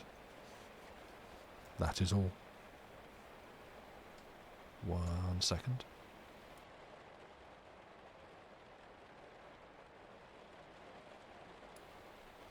And I am back. Chapter 25. The Thing from the Arena. This morning, early, I went through the gardens but found everything as usual. Near the door, I examined the path for footprints. Yet, here again, there was nothing to tell me whether or not I dreamed last night. It was only when I came to speak to the dog that I discovered tangible proof that something did happen. When I went to his kennel, he kept inside, crouching up in one corner, and I had to coax him to get him out. When, finally, he consented to come, it was in a strangely cowed and subdued manner. As I patted him, my attention was attracted to a greenish patch on his left flank. On examining it, I found the fur and skin had been apparently burnt off, for the flesh showed raw and scorched. The shape of the mark was curious, reminding me of the imprint of a large talon or hand. I stood up, thoughtful. My gaze wandered toward the study window. The rays of the rising sun shimmered on the smoky patch in the lower corner, causing it to fluctuate from green to red oddly. That was undoubtedly another proof, and suddenly the horrible thing I saw last night rose in my mind. I looked at the dog again. I knew the cause now of that hateful-looking wound on his side. I knew also that what I had seen last night had been a real happening, and a great discomfort filled me. Pepper. Tip. And now this poor animal. I glanced at the dog again and noticed that he was licking at his wound. Poor brute, I muttered, and bent to pat his head. At that, he got upon his feet, nosing and licking my hand wistfully. Presently, I left him, having other matters to which to attend. After dinner, I went to see him again. He seemed quiet and disinclined to leave his kennel. From my sister I have learned that he has refused all food today. She appeared a little puzzled when she told me, though quite unsuspicious of anything of which to be afraid. The day has passed uneventfully enough. After tea I went again to have a look at the dog. He seemed moody and somewhat restless, yet persisted in remaining in his kennel. Before locking up for the night, I moved his kennel out, away from the wall, so that I shall be able to watch it from the small window tonight. The thought came to me to bring him into the house for the night, but consideration has decided me to let him remain out. I cannot say that the house is in any degree less to be feared than the gardens. Pepper was in the house, and yet... It is now 2:00. Since 8 I have watched the kennel from the small side window in my study, yet nothing has occurred, and I am too tired to watch longer. I will go to bed. During the night I was restless. This is unusual for me, but toward morning I obtained a few hours' sleep. I rose early, and after breakfast visited the dog. He was quiet, but morose, and refused to leave his kennel. I wish there was some horse doctor near here. I would have the poor brute looked to. All day he has taken no food, but has shown an evident desire for water, lapping it up greedily. I was relieved to observe this. The evening has come, and I am in my study. I intend to follow my plan of last night and watch the kennel. The door leading into the garden is bolted securely. I am consciously glad there are bars to the windows. Night. Midnight has gone. The dog has been silent up to the present. Through the side window on my left I can make out dimly the outlines of the kennel. For the first time the dog moves and I hear the rattle of his chain. I look out, quickly. As I stare, the dog moves again restlessly, and I see a small patch of luminous light shine from the interior of the kennel. It vanishes, then the dog stirs again, and once more the gleam comes. I am puzzled. The dog is quiet, and I can see the luminous thing plainly. It shows distinctly. There is something familiar about the shape of it.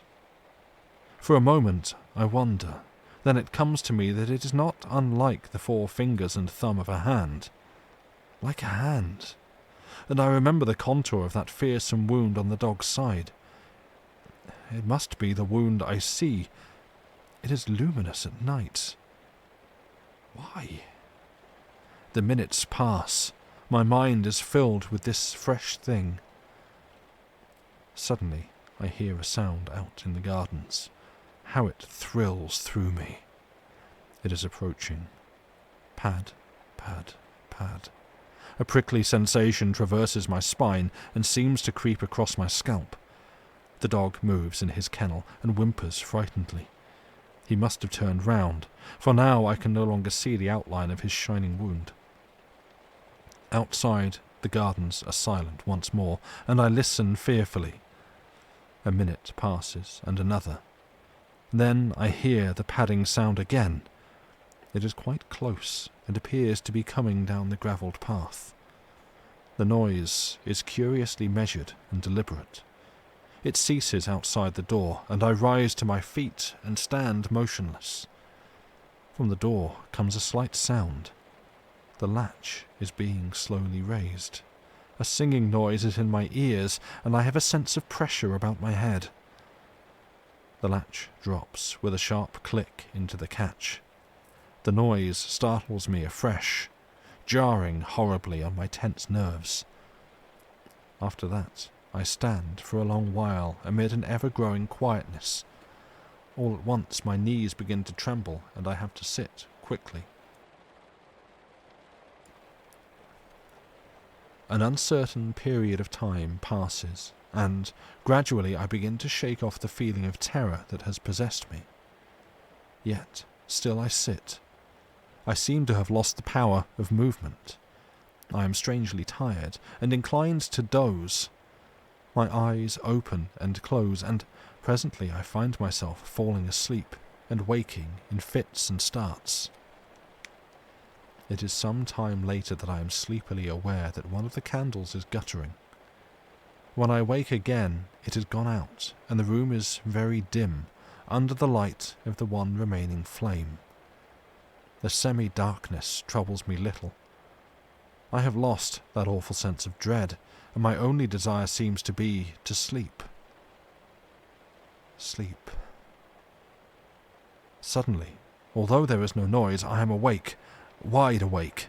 I am acutely conscious of the nearness of some mystery, of some overwhelming presence.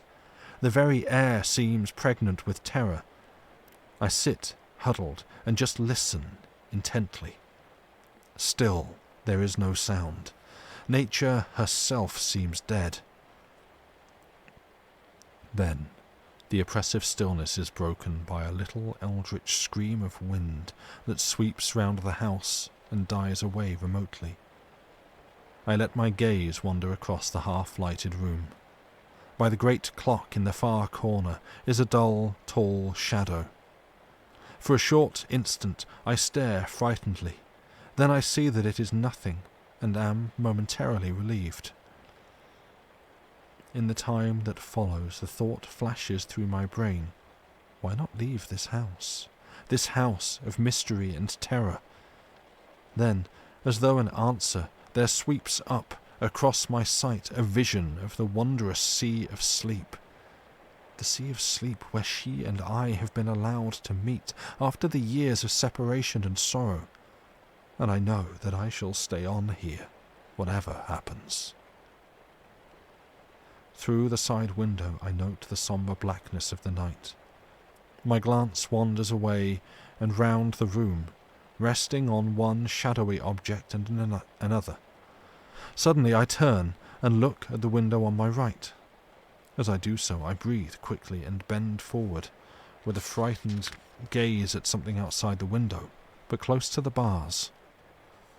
I am looking at a vast, misty swine face over which fluctuates a flamboyant flame of a greenish hue. It is the thing from the arena. The quivering mouth seems to drip with a continual phosphorescent slaver. The eyes are staring straight into the room with an inscrutable expression. Thus I sit rigidly, frozen. The thing has begun to move. It is turning slowly in my direction. Its face is coming round toward me. It sees me. Two huge, inhumanly human eyes are looking through the dimness at me.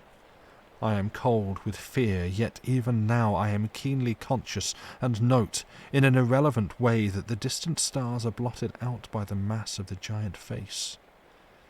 A fresh horror has come to me. I am rising from my chair without the least intention. I am on my feet, and something is impelling me toward the door that leads out into the gardens. I wish to stop, but cannot. Some immutable power is opposed to my will, and I go slowly forward, unwilling and resistant. My glance flies round the room helplessly and stops at the window. The great swine face has disappeared, and I hear again that stealthy pad, pad, pad.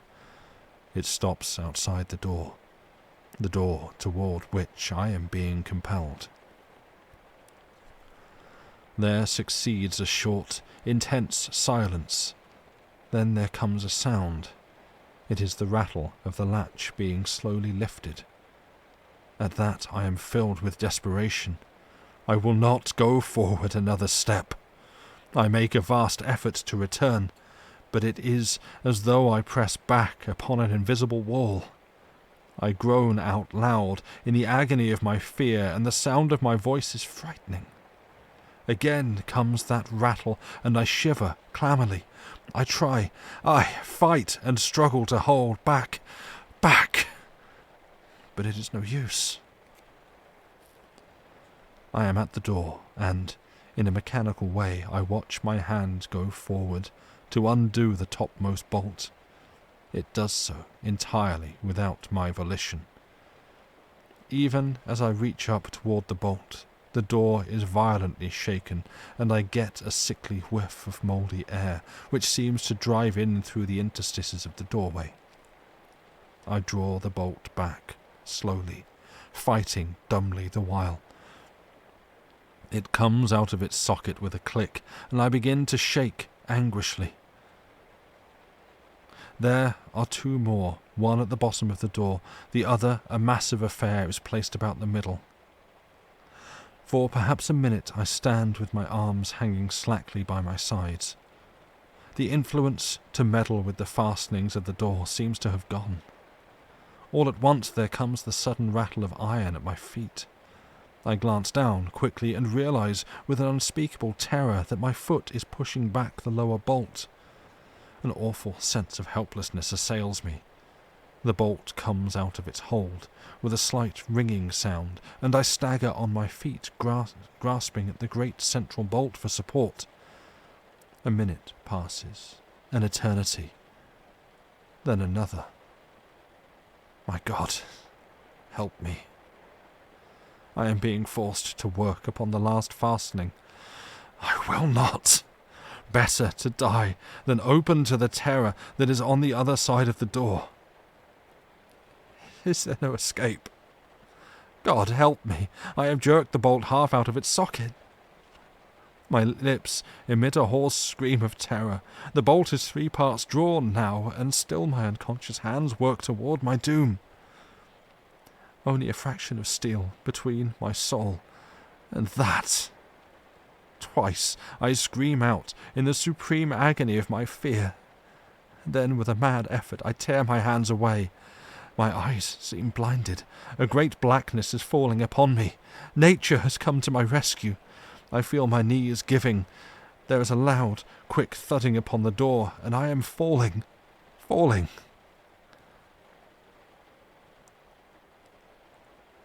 I must have lain there at least a couple of hours. As I recover, I am aware that the other candle has burnt out, and the room is in an almost total darkness. I cannot rise to my feet, for I am cold and filled with a terrible cramp. Yet my brain is clear, and there is no longer the strain of that unholy influence. Cautiously, I get upon my knees and feel for the central bolt. I find it and push it securely back into its socket, then the one at the bottom of the door. By this time I am able to rise to my feet, and so manage to secure the fastening at the top. After that I go down upon my knees again and creep away among the furniture in the direction of the stairs. By doing this, I am safe from the observation from the window. I reach the opposite door and, as I leave the study, cast one nervous glance over my shoulder toward the window. Out in the night, I seem to catch a glimpse of something impalpable, but it may be only a fancy. Then I am in the passage and on the stairs. Reaching my bedroom, I clamber into bed, all clothed as I am, and pull the bedclothes over me. There, after a while, I begin to regain a little confidence. It is impossible to sleep, but I am grateful for the added warmth of the bedclothes. Presently, I try to think over the happenings of the past night, but though I cannot sleep, I find that it is useless to attempt consecutive thought. My brain seems curiously blank. Toward morning, I begin to toss uneasily. I cannot rest, and after a while I get out of bed and pace the floor. The wintry dawn is beginning to creep through the windows and show the bare discomfort of the old room. Strange that through all these years it has never occurred to me how dismal the place really is. And so a time passes. From somewhere downstairs a sound comes up to me. I go to the bedroom door and listen. It is Mary, bustling about the great old kitchen, getting the breakfast ready. I feel little interest. I am not hungry. My thoughts, however, continue to dwell upon her. How little the weird happenings in this house seem to trouble her.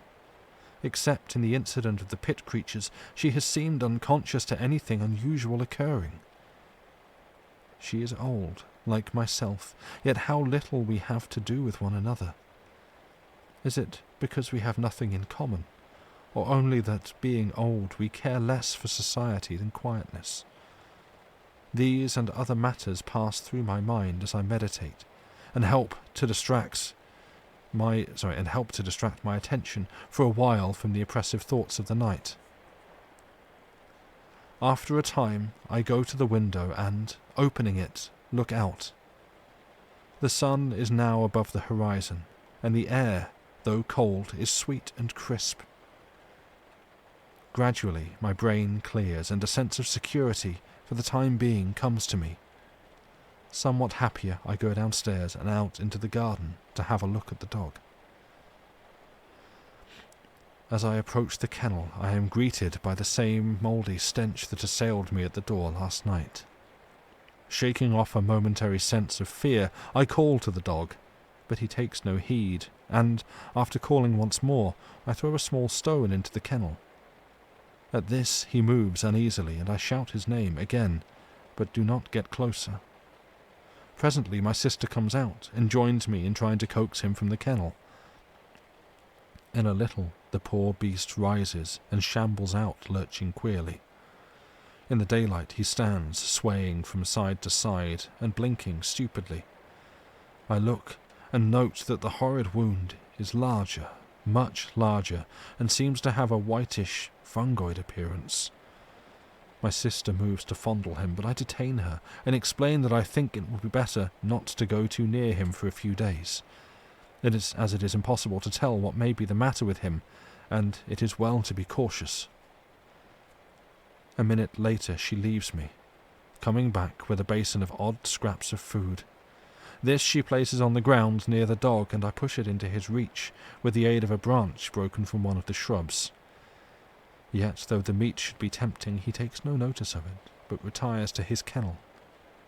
There is still water in his drinking vessel, so after a few moments' talk we go back to the house. I can see that my sister is puzzled as to what is the matter with the animal, yet it would be madness even to hint the truth to her. The day slips away uneventfully, and night comes on.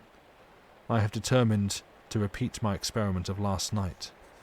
I cannot say that it is wisdom, yet my mind is made up.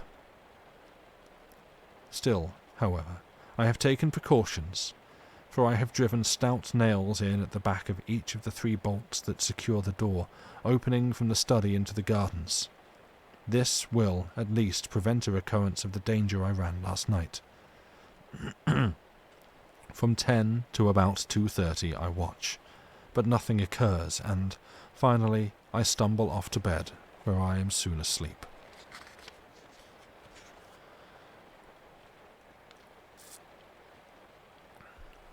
Chapter 26, The Luminous Speck, which is a chapter that itself comes with a warning of a sad fate for a dog, so, be advised, I will flag it up when I get to it.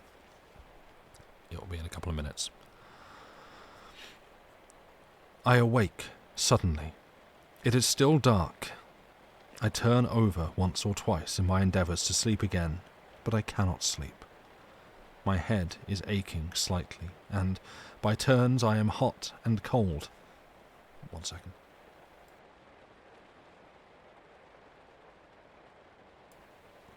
I am back. In a little, I give up the attempt and stretch out my hand for the matches. I will light my candle and read a while, perhaps. I shall be able to sleep after a time. Oh, no, I got distracted by thinking of some other stuff that's come up. I will light my candle and read a while. Perhaps I shall be able to sleep after a time. For a few moments I grope, then my hand touches the box, but as I open it, I am startled to see a phosphorescent speck of fire shining amid the darkness. I put out my other hand and touch it. It is on my wrist. With a feeling of vague alarm, I strike a light, hurriedly, and look, but can see nothing save a tiny scratch. Fancy, I mutter, with a half sigh of relief. Then the match burns my finger, and I drop it quickly. As I fumble for another, the thing shines out again. I know, now, that it is no fancy. This time, I light the candle and examine the place more closely. There is a slight greenish discoloration round the scratch. I am puzzled and worried. Then a thought comes to me. I remember the morning after the thing appeared. I remember that the dog licked my hand. It was this one, with the scratch on it. Though I have not been even conscious of the abasement until now. A horrible fear has come to me. It creeps into my brain. The dog's wound shines at night. With a dazed feeling, I sit down on the side of the bed and try to think, but cannot. My brain seems numbed with the sheer horror of this new fear. Time moves on unheeded. Once I rouse up and try to persuade myself that I am mistaken, but it is no use. In my heart, I have no doubt. Hour after hour I sit in the darkness and silence and shiver hopelessly. The day has come and gone, and it is night again. And this is your warning, just if warning is needed. I'll give you a second.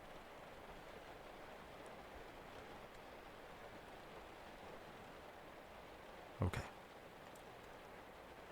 This morning, early, I shot the dog and buried it away among the bushes. And again, if anyone wanted an all clear in chat, you're now clear. My sister is startled and frightened, but I am desperate. Besides, it is better so. The foul growth had almost hidden its left side, and the place on my wrist has enlarged perceptibly. Several times I have caught myself muttering prayers, little things learnt as a child. God, Almighty God, help me. I shall go mad. 6 days, and I have eaten nothing. It is night. I am sitting in my chair. Oh, God. I wonder have any ever felt the horror of life that I have come to know. I am swathed in terror. I feel ever the burning of this dread growth. It has covered all my right arm and side and is beginning to creep up my neck. Tomorrow it will eat into my face. I shall become a terrible mass of living corruption. There is no escape. Yet a thought has come to me, born of a sight of the gun rack on the other side of the room. I have looked again, with the strangest of feelings. The thought grows upon me. God, thou knowest, thou must know, that death is better, aye, better 1,000 times than this. This. Jesus, forgive me, but I cannot live. Cannot. I dare not. I am beyond all help. There is nothing else left. It will at least spare me that final horror. I think I must have been dozing. I am very weak and, so miserable. So miserable and tired.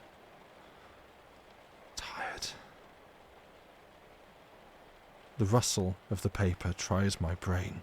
My hearing seems preternaturally sharp. I will sit a while and think. Hush. I hear something. Down in the cellars. It is a creaking sound. My God! It is the opening of the great oak trap.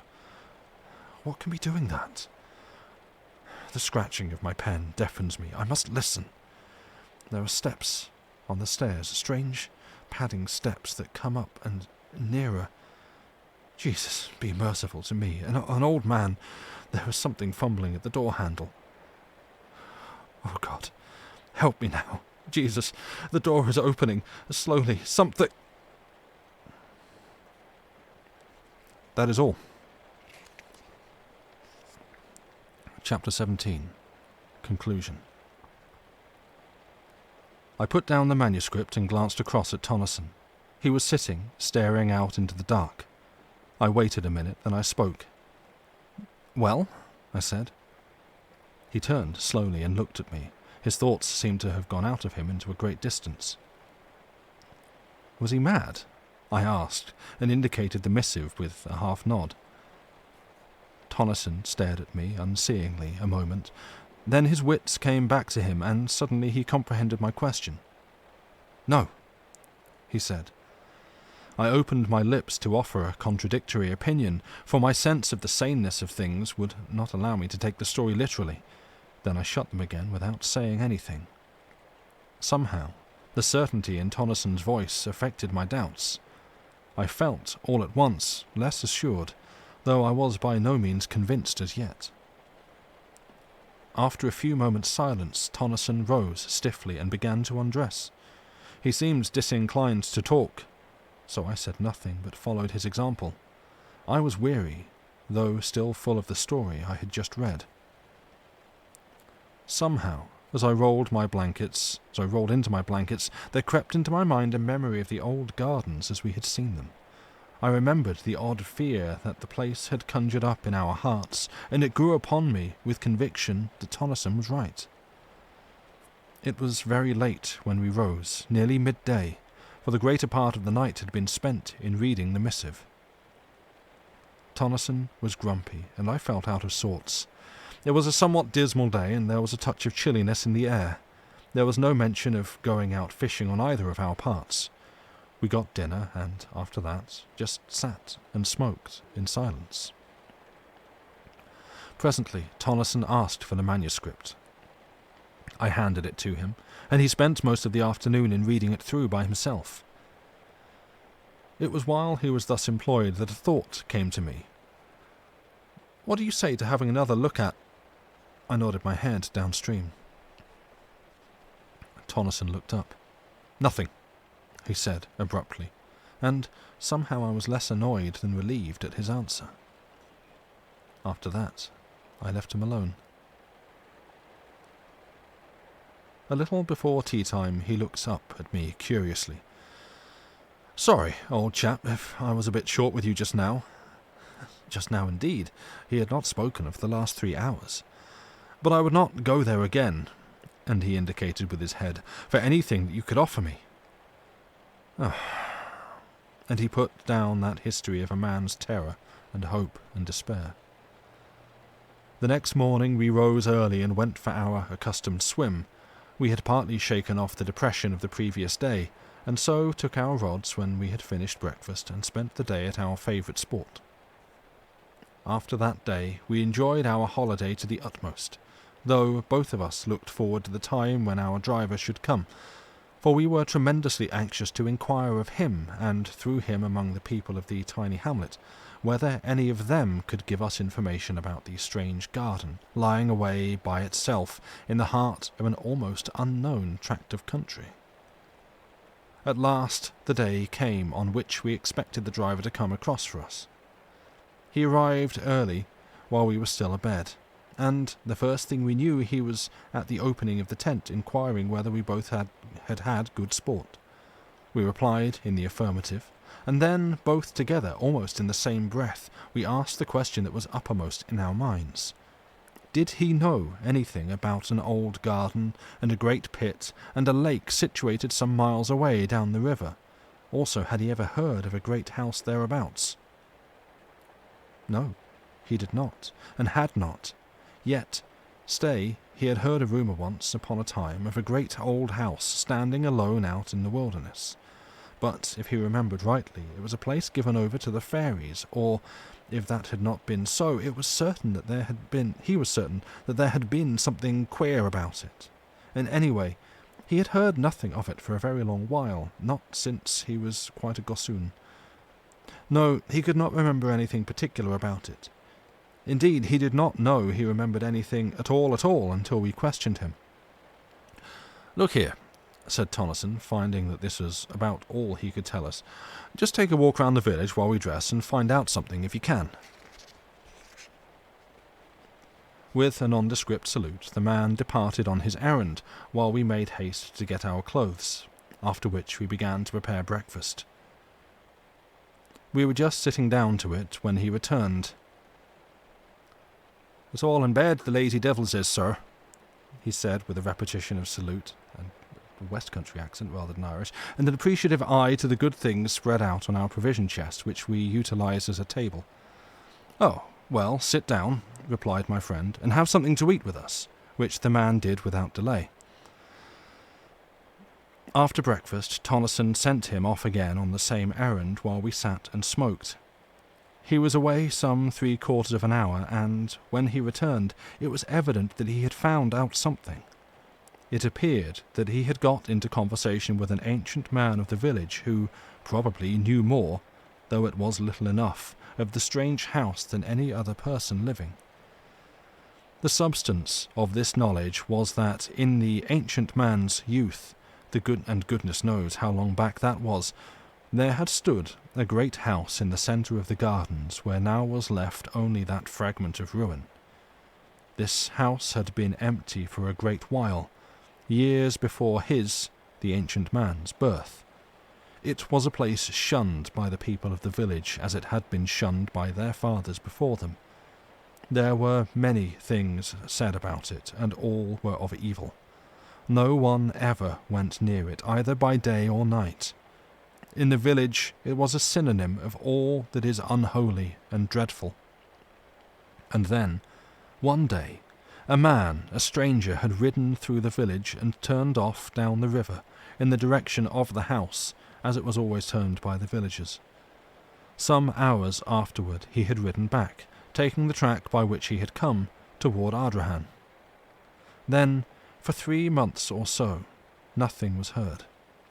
At the end of that time he reappeared, but now he was accompanied by an elderly woman and a large number of donkeys laden with various articles. They had passed through the village without stopping, and gone straight down the bank of the river in the direction of the house. Since that time, no one, save the man whom they had chartered to bring over monthly supplies of necessaries from Ardrahan, had ever seen either of them.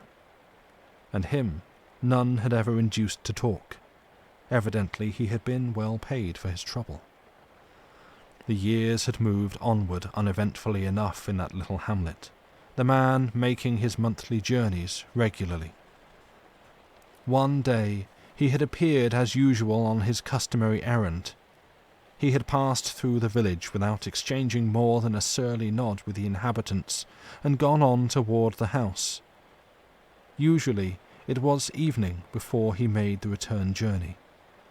On this occasion, however, he had reappeared in the village a few hours later in an extraordinary state of excitement, and with the astounding information that the house had disappeared bodily, and that a stupendous pit now yawned in the place where it had stood. This news, it appears, so excited the curiosity of the villagers that they overcame their fears and marched en masse to the place. There they found everything just as described by the carrier. This was all that we could learn. Of the author of the missive, who he was and whence he came, we shall never know. His identity is, as he seems to have desired, buried forever. That same day we left the lonely village of Creighton. We have never been there since. Sometimes, in my dreams, I see that enormous pit surrounded, as it is, on all sides by wild trees and bushes, and the noise of the water rises upward and blends, in my sleep, with the other and lower noises, while over all hangs the eternal shroud of spray. And that brings us to the end of The House on the Borderland. Thank you for listening.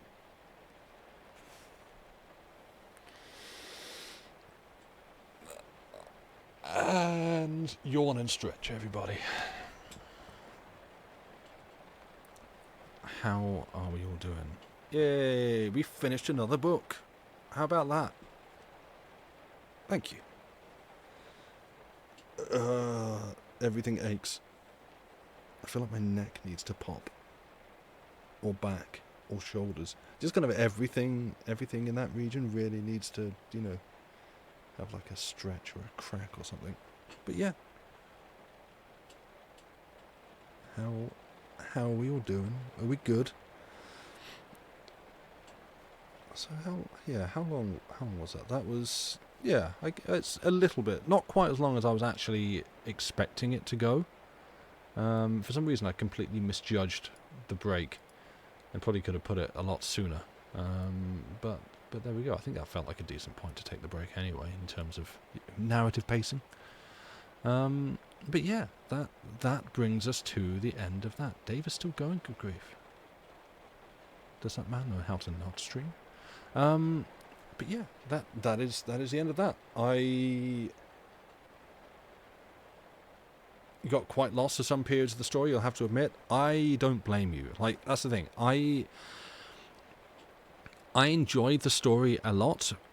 I think mainly because it is, I like encountering, to me, like, just sort of kind of fantastical, weird cosmic horror fiction writing.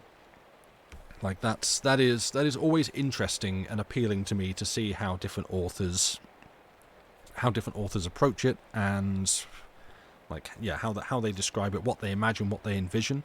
There were definitely periods of this where I don't know, there were chunks that I felt were just kind of a bit perhaps repetitive in terms of just if you're describing like time passing and unimaginable cosmic events taking place around you, it's I don't know, I feel like there were perhaps points in that where perhaps, like the author, it's quite easy to just sort of get lost in time, lost in the narrative. It's cool but hard to keep track of the different pieces of the story sometimes. Yes. And I mean, effectively, this is my second time reading it, and there's still bits where I'm like, okay, I need like a point to latch back onto. Like, give me, I need like a spar or a Londis will do to grab onto in this storm, and give me a point of reference. So yeah, like on the whole, I definitely enjoyed this, and I enjoyed it more than the Boats of the Glencarrig. I you know I maybe could have done without the fate of the cat and the dog. But it's Hodgson, so we had to get in a return of, and what if people turned into mushrooms? How about that? Which is, you think you enjoyed Boats more? Oh, okay, interesting. So like, to me, reading Boats, it felt like Boats felt like a much drier account of just things happening, almost like a survivor's diary, like meticulously planned out and detailed, but to me not as engaging a story. Whereas this, I feel like my criticism is more focused on like just one or two sections that feel like they kind of just go on for quite a long, almost like mimicking the actual, like the events that they portrayed. Like the sections themselves kind of go on a little bit long, a little bit meandery, without necessarily like giving me real like kind of like peaks, like points of interest to actually like hang like the rest of my understanding on, if that works. Which again, like I love the whole like back half of the book where it's just I sat down in my study, I kind of fell asleep, and then time just sped up, but I was still kind of moving. I was moving and perceiving at a normal. Well, I was moving at a normal pace, and perceiving things as to like me as normal, and everything around me just going by incredibly fast. Like that was all the broad concept, and a lot of the sort of the visions and imagery brought up there I enjoyed, but it's just like the way that some of it was quite laboriously described. Almost at times I think in terms of like the vocabulary, the way in which it was described, there was there was one particular word that comes up a lot when he is like describing these things, and I'm just flicking through now to try and find it. But it's little bits like that I feel like, yeah, perhaps like, you know, as if we're going to publish this book, William, obviously this is not my place to critique this, but I'm just sort of trying to like analyze my own feelings, my own reactions towards it, I guess. If analysis is wanted, maybe it's not. That's also fine too. I don't know. Maybe actually it'd be a good one to discuss on the next Chilletera Tea. I don't know when that will be. I know Lucy's fairly busy and we've not planned the next one. But yeah, maybe I should remind myself of this and come back around to it with thoughts when we next do that. That might be a good topic. Sometime in March. Correct. But yeah, I think I am going to go. If Dave is still live, then, and it doesn't look like he's wrapping up, he's just doing his workup of everything. Cool. Well then, I'm going to punt you all over to Dave. Arguing over fruit, that sounds great. Most of it's better in juice form. There you go, that's my hot take. But yeah, I'm going to send you over there. Do come back on... Oh, actually no, I was going to say come back on Wednesday, but no, Lucy is super busy. And so maybe come back on Wednesday. Wednesday is currently to be decided. TBD. It might be me doing something here. Yes, you are out of the country again. It might be another secret Alan Wake stream over on Longest John's Gaming. It might be me doing an impromptu. It's not really impromptu if you plan it and announce it. 4 days in advance. But I might do a new talking over the games. Because while we're still finishing off Mothman 1966, the next game that I would like to do is Citizen Sleeper, which Lucy and I have both played. Well, we've played it through together before, so there's like she's more familiar with the game, and I think wouldn't mind as much if I started that by myself. Because it's just handy to have a game in your pocket to go like, hey, I don't have anything prepared to read this evening, so let's just play a video game instead. So yeah, those are the main options that I am considering. It might be the continuing adventures of Alan Wake 2 over on Longest John's Gaming, or it might be Citizen Sleeper here, or it might be something else. Who knows? I'm flighty like that. I'm difficult to pin down, because I am squirrely. But yes, I'm going to go. So thank you all for being here, for listening to this, for listening to the stories. Support the channel as you do. We have a Patreon. I think it's a Pokemon, if you want to support us there. If we have, just the YouTube, if you're listening on YouTube, thank you very much. If you're listening to YouTube and you've made it somehow this far, all the way to the end, where nobody's listening, then, hit a subscribe or whatever it is, that the free one that lets you follow the channel and get stuff when we put it up. Like this will be recursive. Those are things. But I'm saying a lot, and it's midnight, so I'm going to go and send you over to Dave so you can be his problem. Yee. Follow only chat? Okay, I guess he's been getting bots and stuff still. But yeah, thank you all for being here. You've been a wonderful, lovely audience. There's a whole bunch of resubs this evening, so, must have ticked over to that. Super kind. Much appreciated. Arian, I know you've gone, but hey, maybe you were listening back to this. Thank you for the raid. And everyone else who's been around and chatting and listening and enjoying the things we do. Thank you all, and we will see you in the next one. Goodbye.